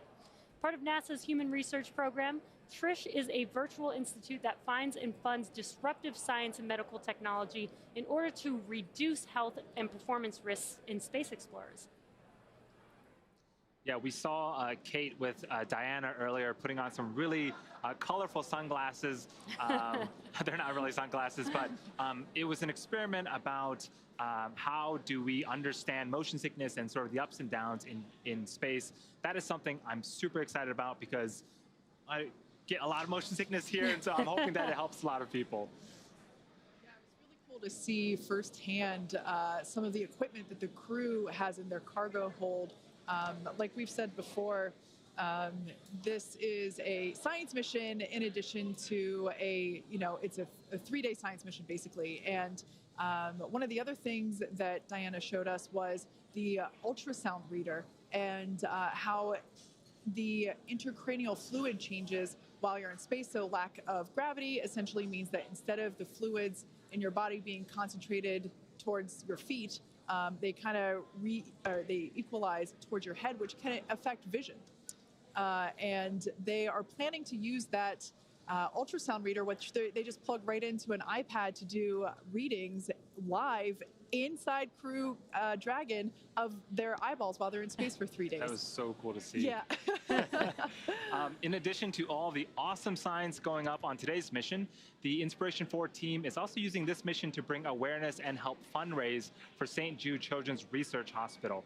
The Children's Research Hospital opened in Memphis, Tennessee in 1962, and ever since has been committed to finding cures for kids with cancer and other life-threatening diseases, regardless of their socioeconomic status, race, belief, or ethnicity. St. Jude has invented treatments that helped push the overall childhood cancer survival rate from 20% to more than 80% in the United States. In developing countries, that number is unfortunately not that high, with fewer than 1 in 5 children with cancer surviving. St. Jude has a bold mission to change that. The Inspiration4 mission is part of an ambitious fundraising goal to give hope to all kids with cancer and other life-threatening diseases. The goal is to raise $200 million for St. Jude. Jared already committed $100 million. Jared already committed $100 million of his own money, and the team has raised about $30 million so far, but we still have a ways to go. If you're watching on YouTube, you'll notice that there's a donation button where you can make your own contribution. Any amount, big or small, makes a big difference, and it's super easy to do. So go ahead and click the donate button and give what you can to help save a child's life. Beyond the good this mission will do for science and childhood cancer, this mission is also exciting because it's the debut of the new Dragon cupola. I think we have some footages here of the cupola. It is going to be the largest continuous window in space ever by a factor of 2 and has over 2,000 square inches of viewing area. Yeah, and there's a lot that went into the design for this. You know, this is going to outer space, so it needs to be designed and tested for, you know, all the loads that it will see while it's out in space. It's a great view to look out of, but it also needs to act as a fully functioning portion of the spacecraft. Yeah, we were talking about reusability earlier, and this capsule is being used for the second time on this mission. It previously supported the Crew 1 mission in November of last year, but this cupola is brand new to this capsule, brand new to SpaceX. We're debuting it on this mission, and it is there's a view of it there in an anechoic chamber, and it's just incredible that we're basically going to have 360 views of space from the forward hatch there of the Crew Dragon capsule. And this is an animation showing how its position in Crew Dragon is a little different. So Crew Dragon used to dock autonomously, or does dock autonomously to the International Space Station, that port there being underneath the nose cone, and that was removed, and for this mission is now replaced by the cupola, as we just saw. So super cool new piece of hardware that I'm so stoked to see launch here. As we await T0 in about 23 minutes, the ground operations teams are doing a series of system checks to make sure both Dragon and Falcon 9 are ready for launch. Let's take a look at what the ascent portion of the mission will look like. Once we hit T0, we will watch Falcon 9 and Dragon lift off from historic launch pad 39A and make their ascent. At about 50 seconds into flight, Falcon 9's engines will throttle down to help pass through the period of maximum dynamic pressure on the rocket, or what we typically refer to as max Q. And it's worth noting that once we hit max Q, the vehicle will be going supersonic. Once we are through the period of maximum dynamic pressure, we can throttle up our Merlin engines again. From here, we are about 2.5 minutes into flight, and we have a series of 3 events that happen in rapid succession. First is MECO, or main engine cutoff. This is where all 9 Merlin engines shut off in preparation for stage separation. Stage separation is where the first stage detaches from the second stage, with the first stage making its way back to Earth for landing, as the second stage continues on its journey with the third event, which is SES-1, or Second Engine Start 1, and that is where the Merlin vacuum engine on the second stage lights up and propels the second stage along with our Inspiration4 crew to orbit. As Stage 2 heads towards its targeted drop-off orbit, Stage 1 will execute 2 burns in order to make its way back to Earth. The first is the entry burn, which is where 3 of those 9 Merlin 1D engines will reignite and then shut down, and that'll help slow the stage down in preparation for entry back into the Earth's atmosphere. While the first stage is heading back to Earth, the second stage will cut off its 1 Merlin engine that was ignited right after stage separation. Once this happens, we will wait for confirmation of a good orbital insertion. About 90 seconds after Dragon gets into orbit, Falcon 9 will land back on Earth. The landing burn, a single engine burn, will bring the vehicle speed down rapidly in order to land on the drone ship about 9.5 minutes into the mission. While Falcon 9 first stage is landing, Dragon is preparing to separate from the second stage. At about 3 minutes after the second stage gets into orbit, we should have a great view of Dragon with its 4-person crew drifting away from the second stage. Once Dragon is a short distance away, it will begin checking out its Draco maneuvering thrusters to make sure Dragon continues to increase separation distance from the second stage. It's getting very exciting here in Hawthorne. The nose cone deploy sequence will initiate just before T+12 minutes and end around the T+15 minute mark. We do expect to see our first glimpse of the Dragon cupola in outer space at this time. We've just heard it. T-minus 20 minutes, 5 seconds counting. Stage 2 fuel load is complete. Now we're under 20 minutes to liftoff. It's been a wonderful day for today's Inspiration4 mission, the first all-civilian mission to space. And if you joined us earlier in the broadcast, we had a pretty important question for the Inspiration4 crew that remains unresolved. For those of you who missed that, here's your chance to weigh in. If I had to choose between Star Wars, Star Trek, and then one of my other favorites is Stargate, SG-1, I would rather trek across the universe than fight my way. I've heard, are you a Star Wars guy? Are you a Star Trek guy? Those used to be true. I really think I'm a Battlestar Galactica guy, to be honest. There's no question it's Star Wars. I'm a Star Wars fan, for sure. I would say that if I had to guess, it's a split crew between Star Wars and Star Trek. I don't know if anyone else would have dropped Battlestar Galactica. I don't know on that one. Can't beat Captain Adama. I think Jared is Star Wars, Sian is Star Wars, Chris is the wild card, but I think he's Star Wars. Oh, Jared is definitely Star Wars. I think Chris is probably Star Trek, but I'm not 100% sure. And I would think that Hayley, she's the youngest, so I think maybe Star Wars. I think Star Trek is too old for her. Oh, I'm Star Trek, all the way. I wanted to be Bones. I kind of am, a medical officer, so.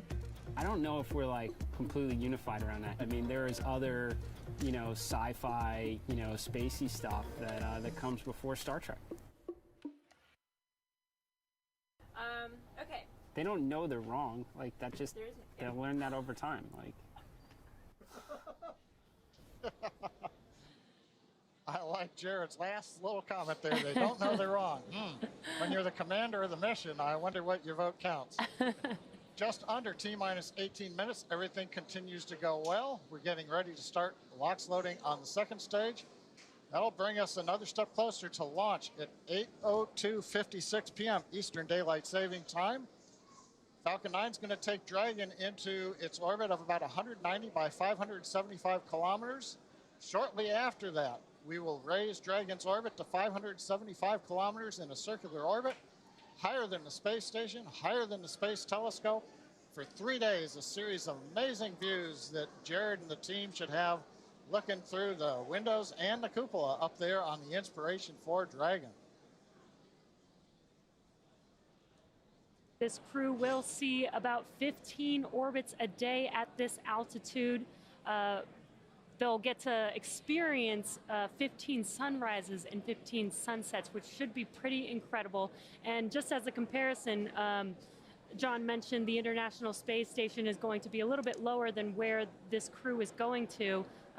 because the International Space Station is closer, it takes a little less time to orbit the Earth, so they see 16 orbits a day, relative to what this Inspiration4 crew will see will be 15 orbits a day.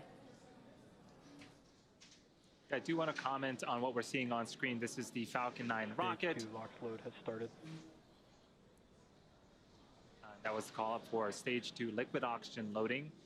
You can start to see some white clouds around Falcon 9. That is normal and expected for us at this stage in the countdown. We are topping off that super chilled liquid oxygen, and when it reaches the warmer ambient air temperatures of Florida, it starts to condense and form those clouds that you see.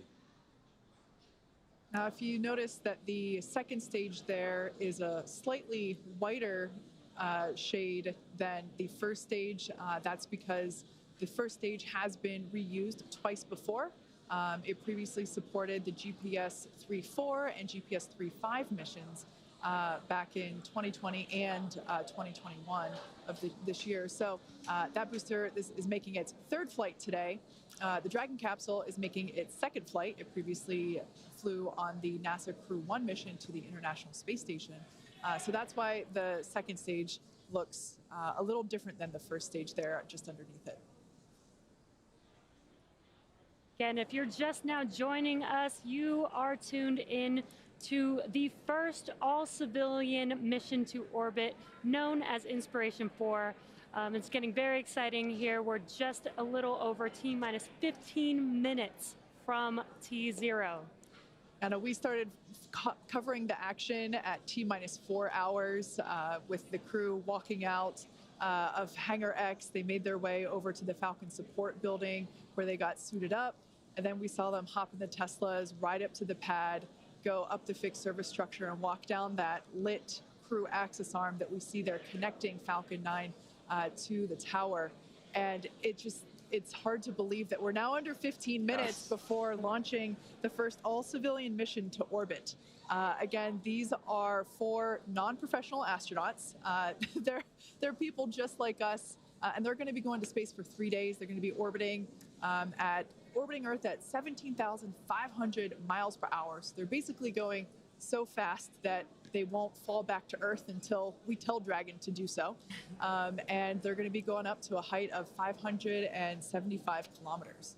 Yep, and at those speeds and at those altitudes, they're going to be doing tons of science, which is super cool. And all of that data is going to be available for folks to continue to push the boundaries of what human space exploration will be in their near future.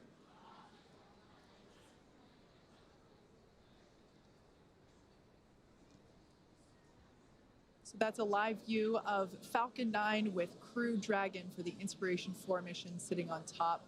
There we can see our 4 soon-to-be astronauts there, comfortable in their seats. Throughout the day, we have seen a lot of camaraderie, a lot of joking, and I imagine that things are starting to get a little more serious. They're really focusing in on the task at hand, which is going to space in just a little over 13 minutes. Yeah, this is very exciting. If you've been following along, they do have a Netflix documentary following their journey all the way up until this point. And the crew has just been so incredible. It's been so amazing to watch them throughout this whole process, and very excited to see them strapped in their seats, ready to go.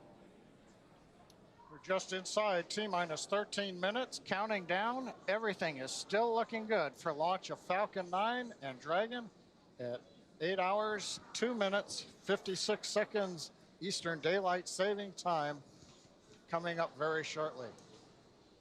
Falcon 9 did begin propellant loading on time at T-minus 35 minutes.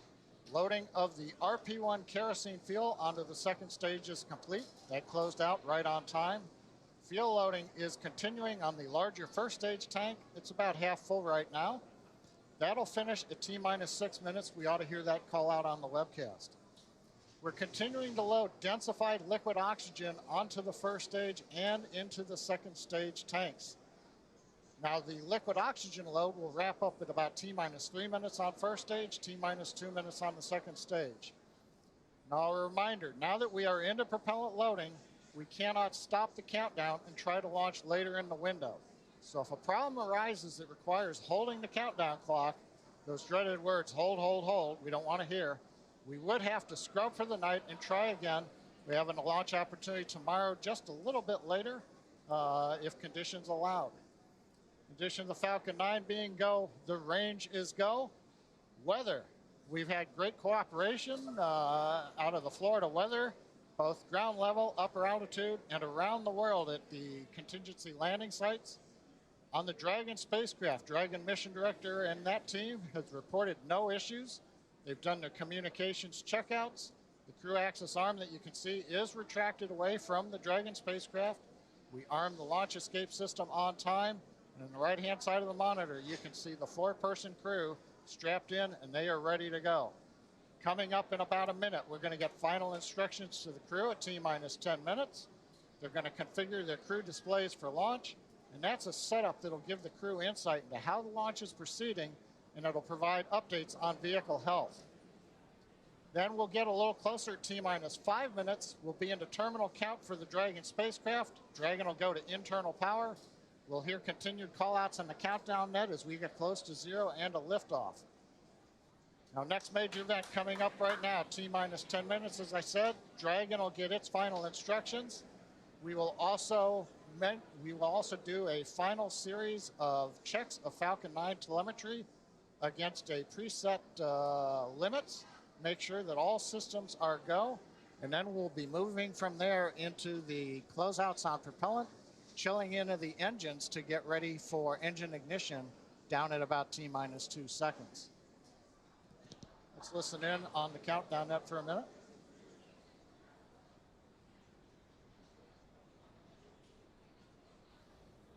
Dragon SpaceX, confirm crew displays are configured for launch. SpaceX Dragon, our displays are configured for launch.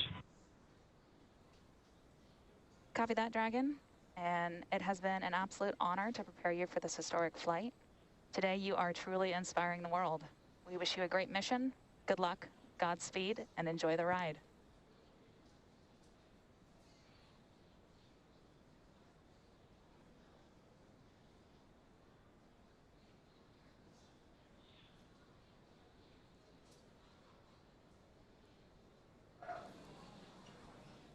So, Kate, it looks like we passed through another event, the T-minus 10-minute call up to the crew to reconfigure.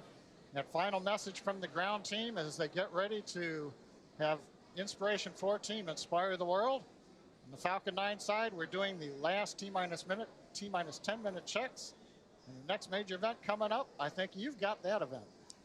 Yeah, that was, I just want to note, that was SpaceX Core, which stands for the Crew Operations and Resource Engineer. That was the voice of Sarah Gillis, and she is basically the primary resource to the crew. We can see some excitement there on the right-hand side of your screen as the crew, I think they're really starting to realize that they're going to space in under 10 minutes. Now, the next major event that we have coming up will occur at T-minus 7 minutes. You'll hear the call out for engine chill. Engine chill is simply, as the name says, we chill down some of the hardware in the engine. We're actually going to flow a little bit of the super chilled, densified liquid oxygen through the turbo pumps and allow that hardware to basically come down, the temperature come down. This allows us to avoid any thermal shock to the hardware when the full flow of super chilled liquid oxygen occurs at startup. So there on your screen, Dragon Resilience with the Inspiration4 crew strapped in their seats there at the top of the rocket.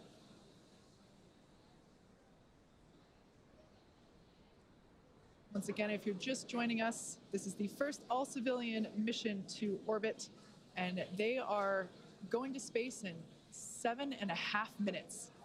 They will be ascending to an altitude of 575 kilometers above Earth and orbiting Earth at that altitude for 3 days.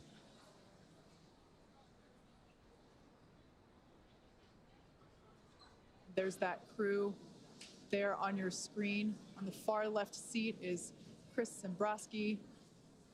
Next to him, Dr. Sian Proctor, the pilot. Next to her to the right, Commander Jared Isaacman. And to the right of Jared, Hayley Arceneaux, the medical officer. Stage 1 engine chill has started. All right, there's that call that Stage 1 engine chill has started. We don't really have a good view, but right now at the base of the Falcon 9, the 9 Merlin engines are beginning to vent a little bit of liquid oxygen overboard down into that flame bucket. As Kate says, that's chilling in the turbo pumps in preparation for going to high-speed flow at T-minus 2 seconds. Nice view on top of the fixed service structure looking down at Dragon. The transport erector or strongback is currently still clamped onto the second stage right next to the vehicle. We'll see that retract starting about 4.5 minutes before launch when the arms open up and then the strongback will recline away a couple of degrees. What we're getting ready for RP1 load complete. right now is that call out. We're right on time. The fuel load, the RP1 kerosene, refined petroleum 1, rocket propellant 1 grade, is loaded onto the first stage. So that leaves us with just liquid oxygen loading continuing on both first and second stage. And you can see that moist Florida air slowly breezing by the 2 chilled down liquid oxygen tanks. And you can see the mist coming off as the moisture, the humidity in the air condenses and gives you those clouds. Yeah, that super chilled liquid oxygen coming into contact with the ambient Florida air. So creates these puffs of white clouds. As John said, completely normal. In fact, we will be seeing more of those once LOX load completes and those lines are closed off to the vehicle. Now, coming up in just about 10 seconds, we should be hearing the call that Dragon has been transitioned to its terminal count configuration.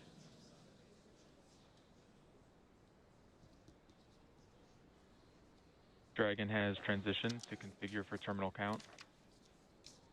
Falcon 9 tanks are pressurizing for strongback retract.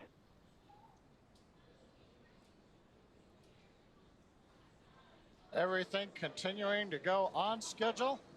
We're beginning to pressurize the tanks. That'll help stiffen the second stage up as the 2 hydraulic clamp arms will open up coming up here very shortly.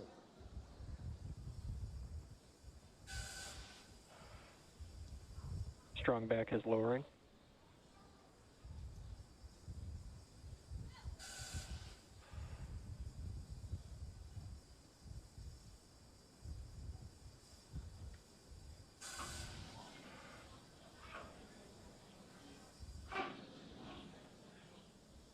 As you can see on the timeline there at the bottom of your screen, the strongback retraction is the next major event. In fact, the last physical event or modification to the pad prior to liftoff.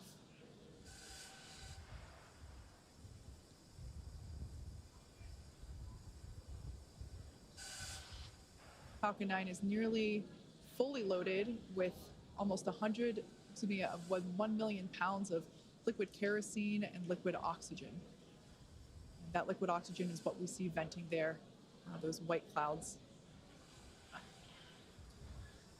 All right, and there on your screen, you can see that the strongback is beginning to retract. And Kate, that strongback will move back just a couple of degrees you see here.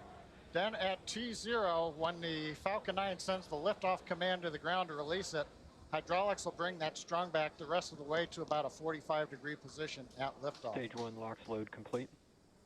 We've got the call out right on time. First stage liquid oxygen loading is complete, shutting down the ground pumps. We're down to just loading second stage liquid oxygen. And now under 3 minutes until the launch of Inspiration4. Dragon has transitioned to terminal count and is on internal power. All right, and there's that call out that Dragon is now running on its own power. It is no longer connected to the power systems of Pad 39A. As you just heard, the crowd is super excited here at SpaceX headquarters in Hawthorne, California, as we are now under 2.5 minutes until the launch of the Inspiration4 crew.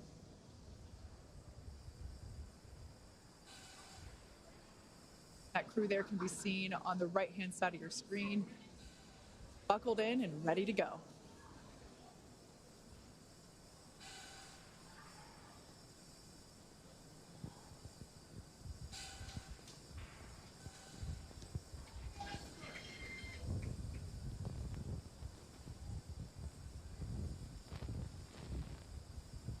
Stage 2 LOX load complete.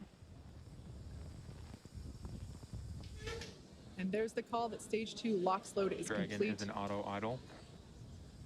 Falcon is now fully loaded with all of its propellants. Closeout will begin shortly. Expect loud venting. Announcement to let the crew know that as we vent off various lines on the launch pad, we'll hear some loud noises. Let the crew know that's planned. We're also right now draining the liquid oxygen out of the transporter erector, draining the lines, getting ready for launch. Waiting for the startup call at T-minus 1 minute.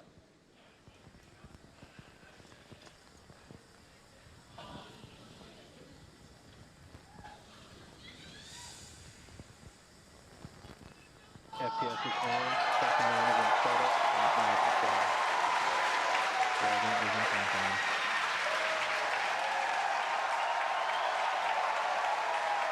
You can hear the cheers. We're inside 1 minute. Go for launch. Inspiration4 is go for launch. Punch it, SpaceX.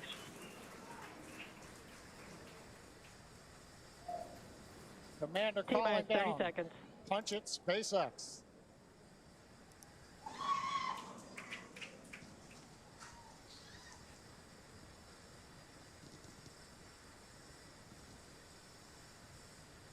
T-minus 15 seconds. 10, 9, 8, 7, 6, 5, 4, 3, 2, 1. Ignition. And liftoff for St. Jude. Go Dragon. Go Falcon. Godspeed Inspiration4. Copy, 1 Alpha. Vehicle is pitching downrange.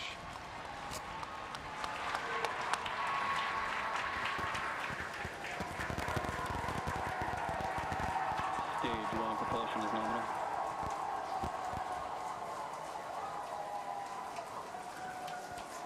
T plus 30 seconds. Callouts indicate nominal. Historic mission flying the Inspiration4 crew. Onboard Dragon and Falcon 9. Great view of the crew in the capsule. We're into the throttle down, into the throttle bucket. Stage 1 throttle down.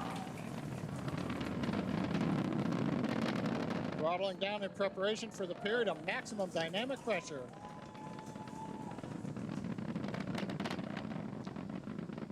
And then into flight. 9 is supersonic.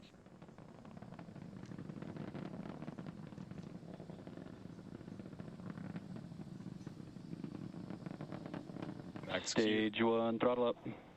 We're through the period of maximum dynamic pressure. Copy, We're 1 throttled Bravo. back up, and 1 Bravo, the call out from space. That's one of the abort sequences. That is a nominal call. Everything continues to be good.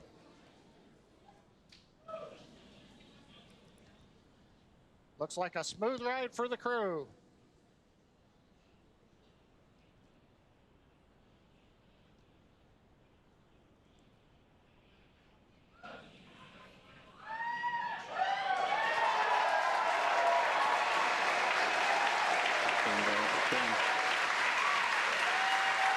Okay, we heard the call out. MVAC-E is chilling. We're beginning to get the turbo pump ready on the second stage engine for ignition. We're passing through 3 G's acceleration. Everything continues to look nominal.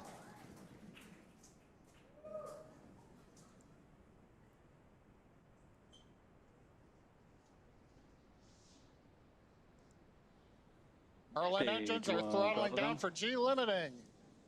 4 G's, we're holding it there for the crew.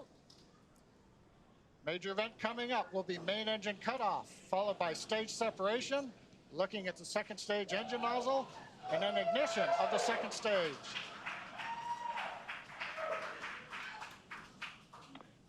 And Miko. Stage separation confirmed.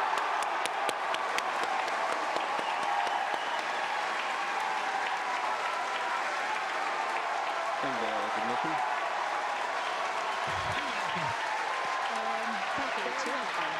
There we heard the call, and you can see on your screen there on the right-hand side that the second stage has ignited. That's the MVAC engine.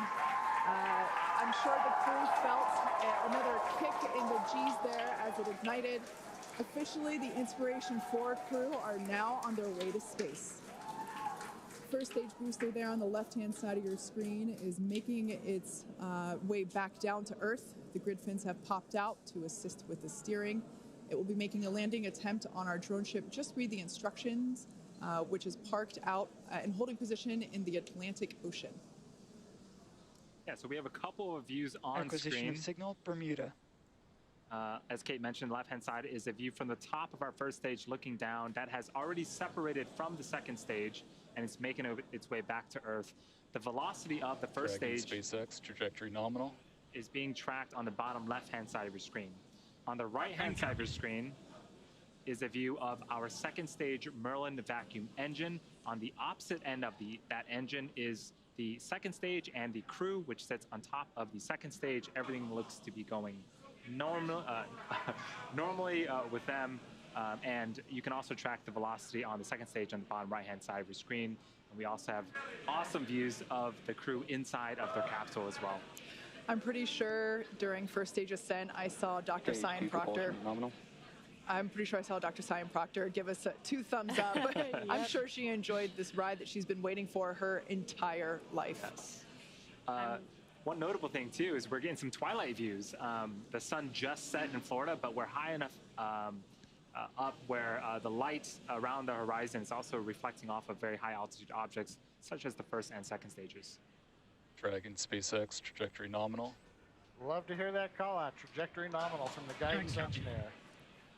Also notice we're really up there now, well past 100 kilometers. Acquisition of signal, New Hampshire. Just before that view switched, we saw some teammate fist bumps going on there inside of the cabin. Yeah, they look like they're having a fun ride there. And their journey isn't over. We've got about 7 more minutes until Dragon separates from the second stage. Yes, next milestone for this mission is actually going to be happening on the first stage. It's going to be performing a re-entry burn that's going to be coming up around the T+7 minute and 30-second mark. That burn is used to slow down the first stage before it re-enters the denser parts of the atmosphere. A few minutes later, it will execute a landing burn and make an attempt to land on our drone ship that's currently parked in the Atlantic Ocean. Dragon SpaceX, trajectory nominal. Dragon copies.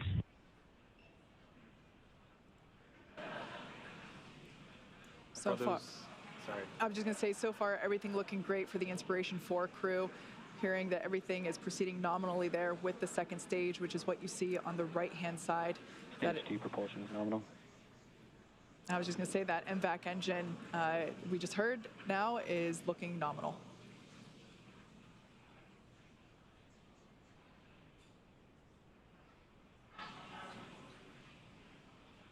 About a minute left to go before the first stage performs its first burn.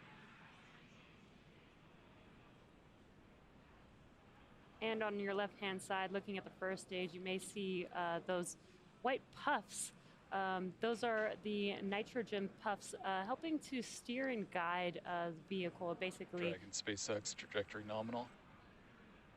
Basically is the attitude control for the vehicle as it makes its way back down to Earth. There's the crew on the right-hand side of your screen. I think I see some more thumbs up there. Dr. Proctor is clearly excited that she's finally in space. Again, this mission will be orbiting Earth for 3 days, and they will be at an altitude of 575 kilometers, which, if I remember correctly, John you said that that is the distance from Los Angeles to the Golden Gate Bridge. There you go. They're going to get there a lot faster. First 2, FTS is saved. Right now,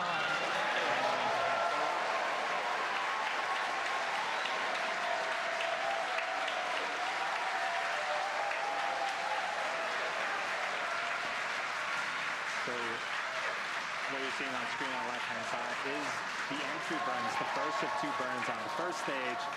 Again, this first stage has already separated from the second stage. So the first stage is making its way back to Earth, trying to land, and the second stage, everything is going well. It is headed into orbit with the crew on board. Actually, there on your screen, you can see a sunrise horizon there with planet Earth just behind the glowing MVAC engine. Stage 2 is in terminal guidance. Call out stage 2 in terminal guidance. We're at the altitude. We're working the angular momentum we need to get into the right orbit. And if you're wondering, crew's pulling about 3.5 Gs right now, less than they took on the first stage flight. So in about 15 seconds, we are expecting Copy, Shannon.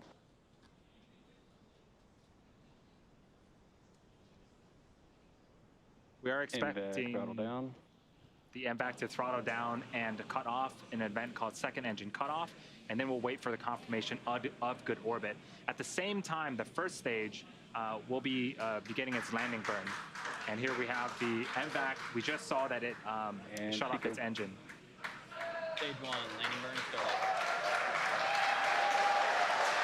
Dragon SpaceX, nominal orbit insertion. All right, good news there. Nominal orbit insertion. That's amazing news for Inspiration4 crew. Copy that, Just we showed the field. On behalf of the crew of Inspiration4, we just want to thank everyone back at home for making this mission possible. We were just carried right to the doorstep of an exciting and unexplored frontier. A few have come before and many are about to follow. The door's opening now, and it's pretty incredible. Stage 1, landing is confirmed. Dragon SpaceX, launch escape system is disarmed. And you can hear the excitement behind me. We just heard from Jared thanking everyone for making this mission possible. The Dragon capsule and crew are in a nominal orbit. In a few minutes here, we'll begin opening that. In a few minutes here, we'll separate from the second stage, and then shortly after that, we'll begin opening that nose cone. At the same time, we landed our first stage on the drone ship, which is super exciting. As if the second stage action wasn't exciting enough. Right.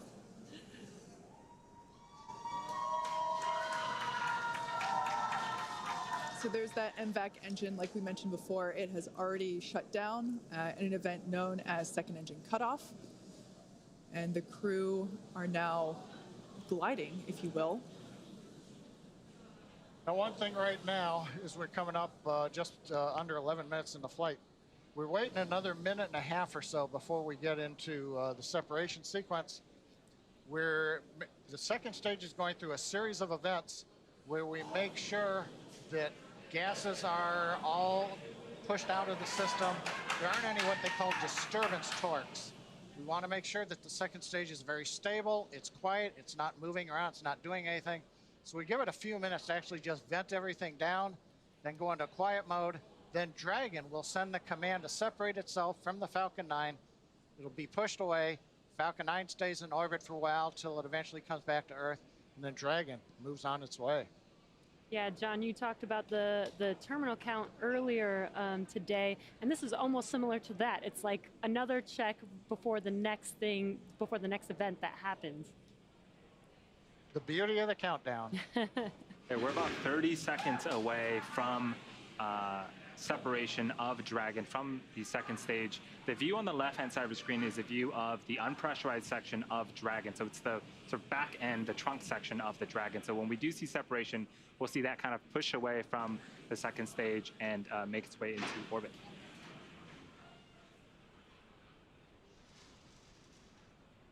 Once again, the Inspiration4 has lifted off from pad 39A.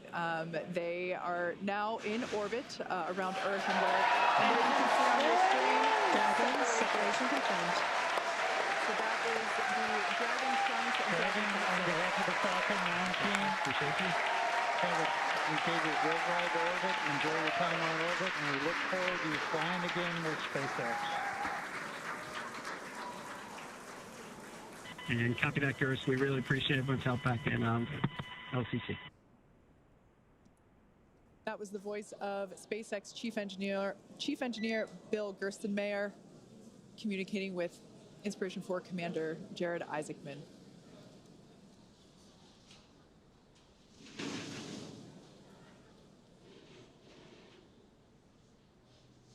So Dragon has separated away from the second stage.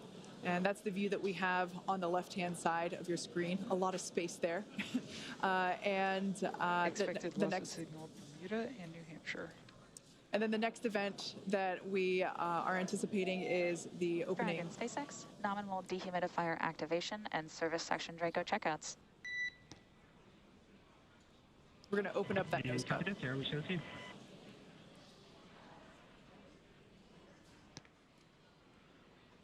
So we heard the call out, nominal Draco checkouts after separation. And there's that first view that we have over the shoulders of Commander Jared Isaacman and pilot Sian Proctor. Dr. Sian Proctor is on the right-hand side, and Jared is on the left-hand side. And this is their dashboard for the next 3 days. These touch screens provide them all of the telemetry and data and information about the systems on board Dragon that they can interact with while on orbit. We can see the zero-G indicator floating around. And it looks like it is a little golden retriever. Oh, like the golden retriever assistance dogs at St. Jude Children's Hospital. That is apropos. Oh, I love it. 5th crew member on board with the Inspiration4 crew. So in a few seconds here, we are expecting the nose cone to open up, and hopefully we'll be able to see the first views of the Dragon cupola in space.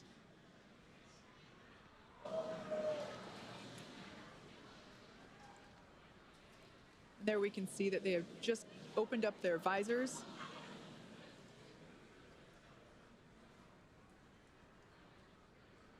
And there is a forward hatch inside of Dragon between the cupola and the crew. So when the nose cone does deploy, they won't immediately get to see out the cupola, but once they can get out of their seats, open up that hatch, they'll get some incredible views of space. And on your right-hand screen is Mission Control Hawthorne at SpaceX headquarters here.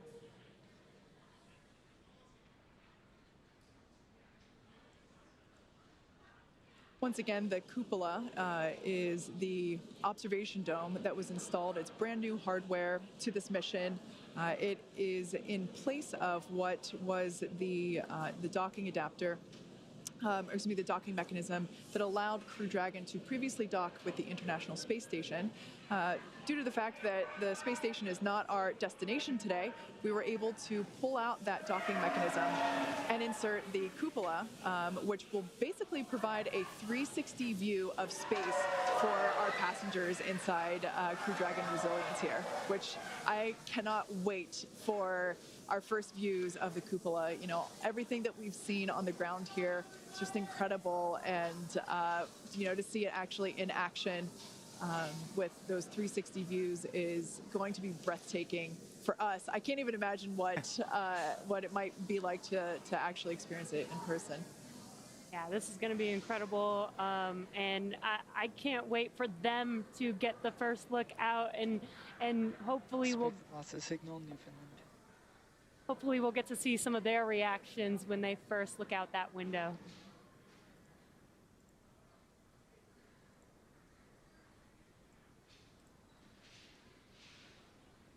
Yeah, so if you are just joining us, this is the Inspiration4 mission, the first all civilian crew into space. The team had a nominal ascent out of Pad 39A in Kennedy Space Center and are currently in orbit around the Earth. Yeah, what an incredible place to be in right now when we can say we have now put 4 civilians into space, into orbit. It's been an incredible journey for us to get here. We didn't do this alone. There's a lot of history working with our partners, NASA, to get us to this point. A lot of efforts with reusability and reflying vehicles, which we've seen on this mission particularly. We've reflown the booster 3 times. Dragon, we flew for a second time here. First flew on Crew 1 last year. And now Jared, Sian, Chris, and Hayley are out in space. Yeah, it's pretty incredible. Just the fact that these are normal, regular people, non-professional astronauts, and they're now in space. And Acquisition signal, Okanger. And it's just wonderful to know that the access to space has opened up. I believe in the note that Jared relayed back to ground. He said that the door is wide open and the view is spectacular. Of course, they can't quite see out through the dome just yet, as we mentioned before. But metaphorically, it must be an incredible feeling to be on board Crew Dragon at this moment. I bet everyone's super jealous of Hayley and her window seat right now. Right. She can just turn to her left and see Chris everything. Chris also has one, yeah. Speaking of window seats, we are approaching the coast of Ireland. We're 249 kilometers up, so we're heading from the 200 kilometers where we injected to 575, and then we'll begin circularizing the orbit. But more importantly, we got into contact with the ground station in England, and they confirmed the nose cone is open. Amazing. So another major event, the hooks that hold it down have opened up, and then the nose cone deploys itself up on its actuator. So that exposes the cupola, and we're going to see if we might get any kind of view here before we sign off. Yeah, and as you mentioned, we aren't going to the International Space Station. We're actually just going out into space, into orbit. So they will be doing a couple burns. Another one will be, or the first one will be 45 minutes into flight, and then another 90 minutes into flight, and that'll take them to their final orbit of 575 kilometers away from Earth.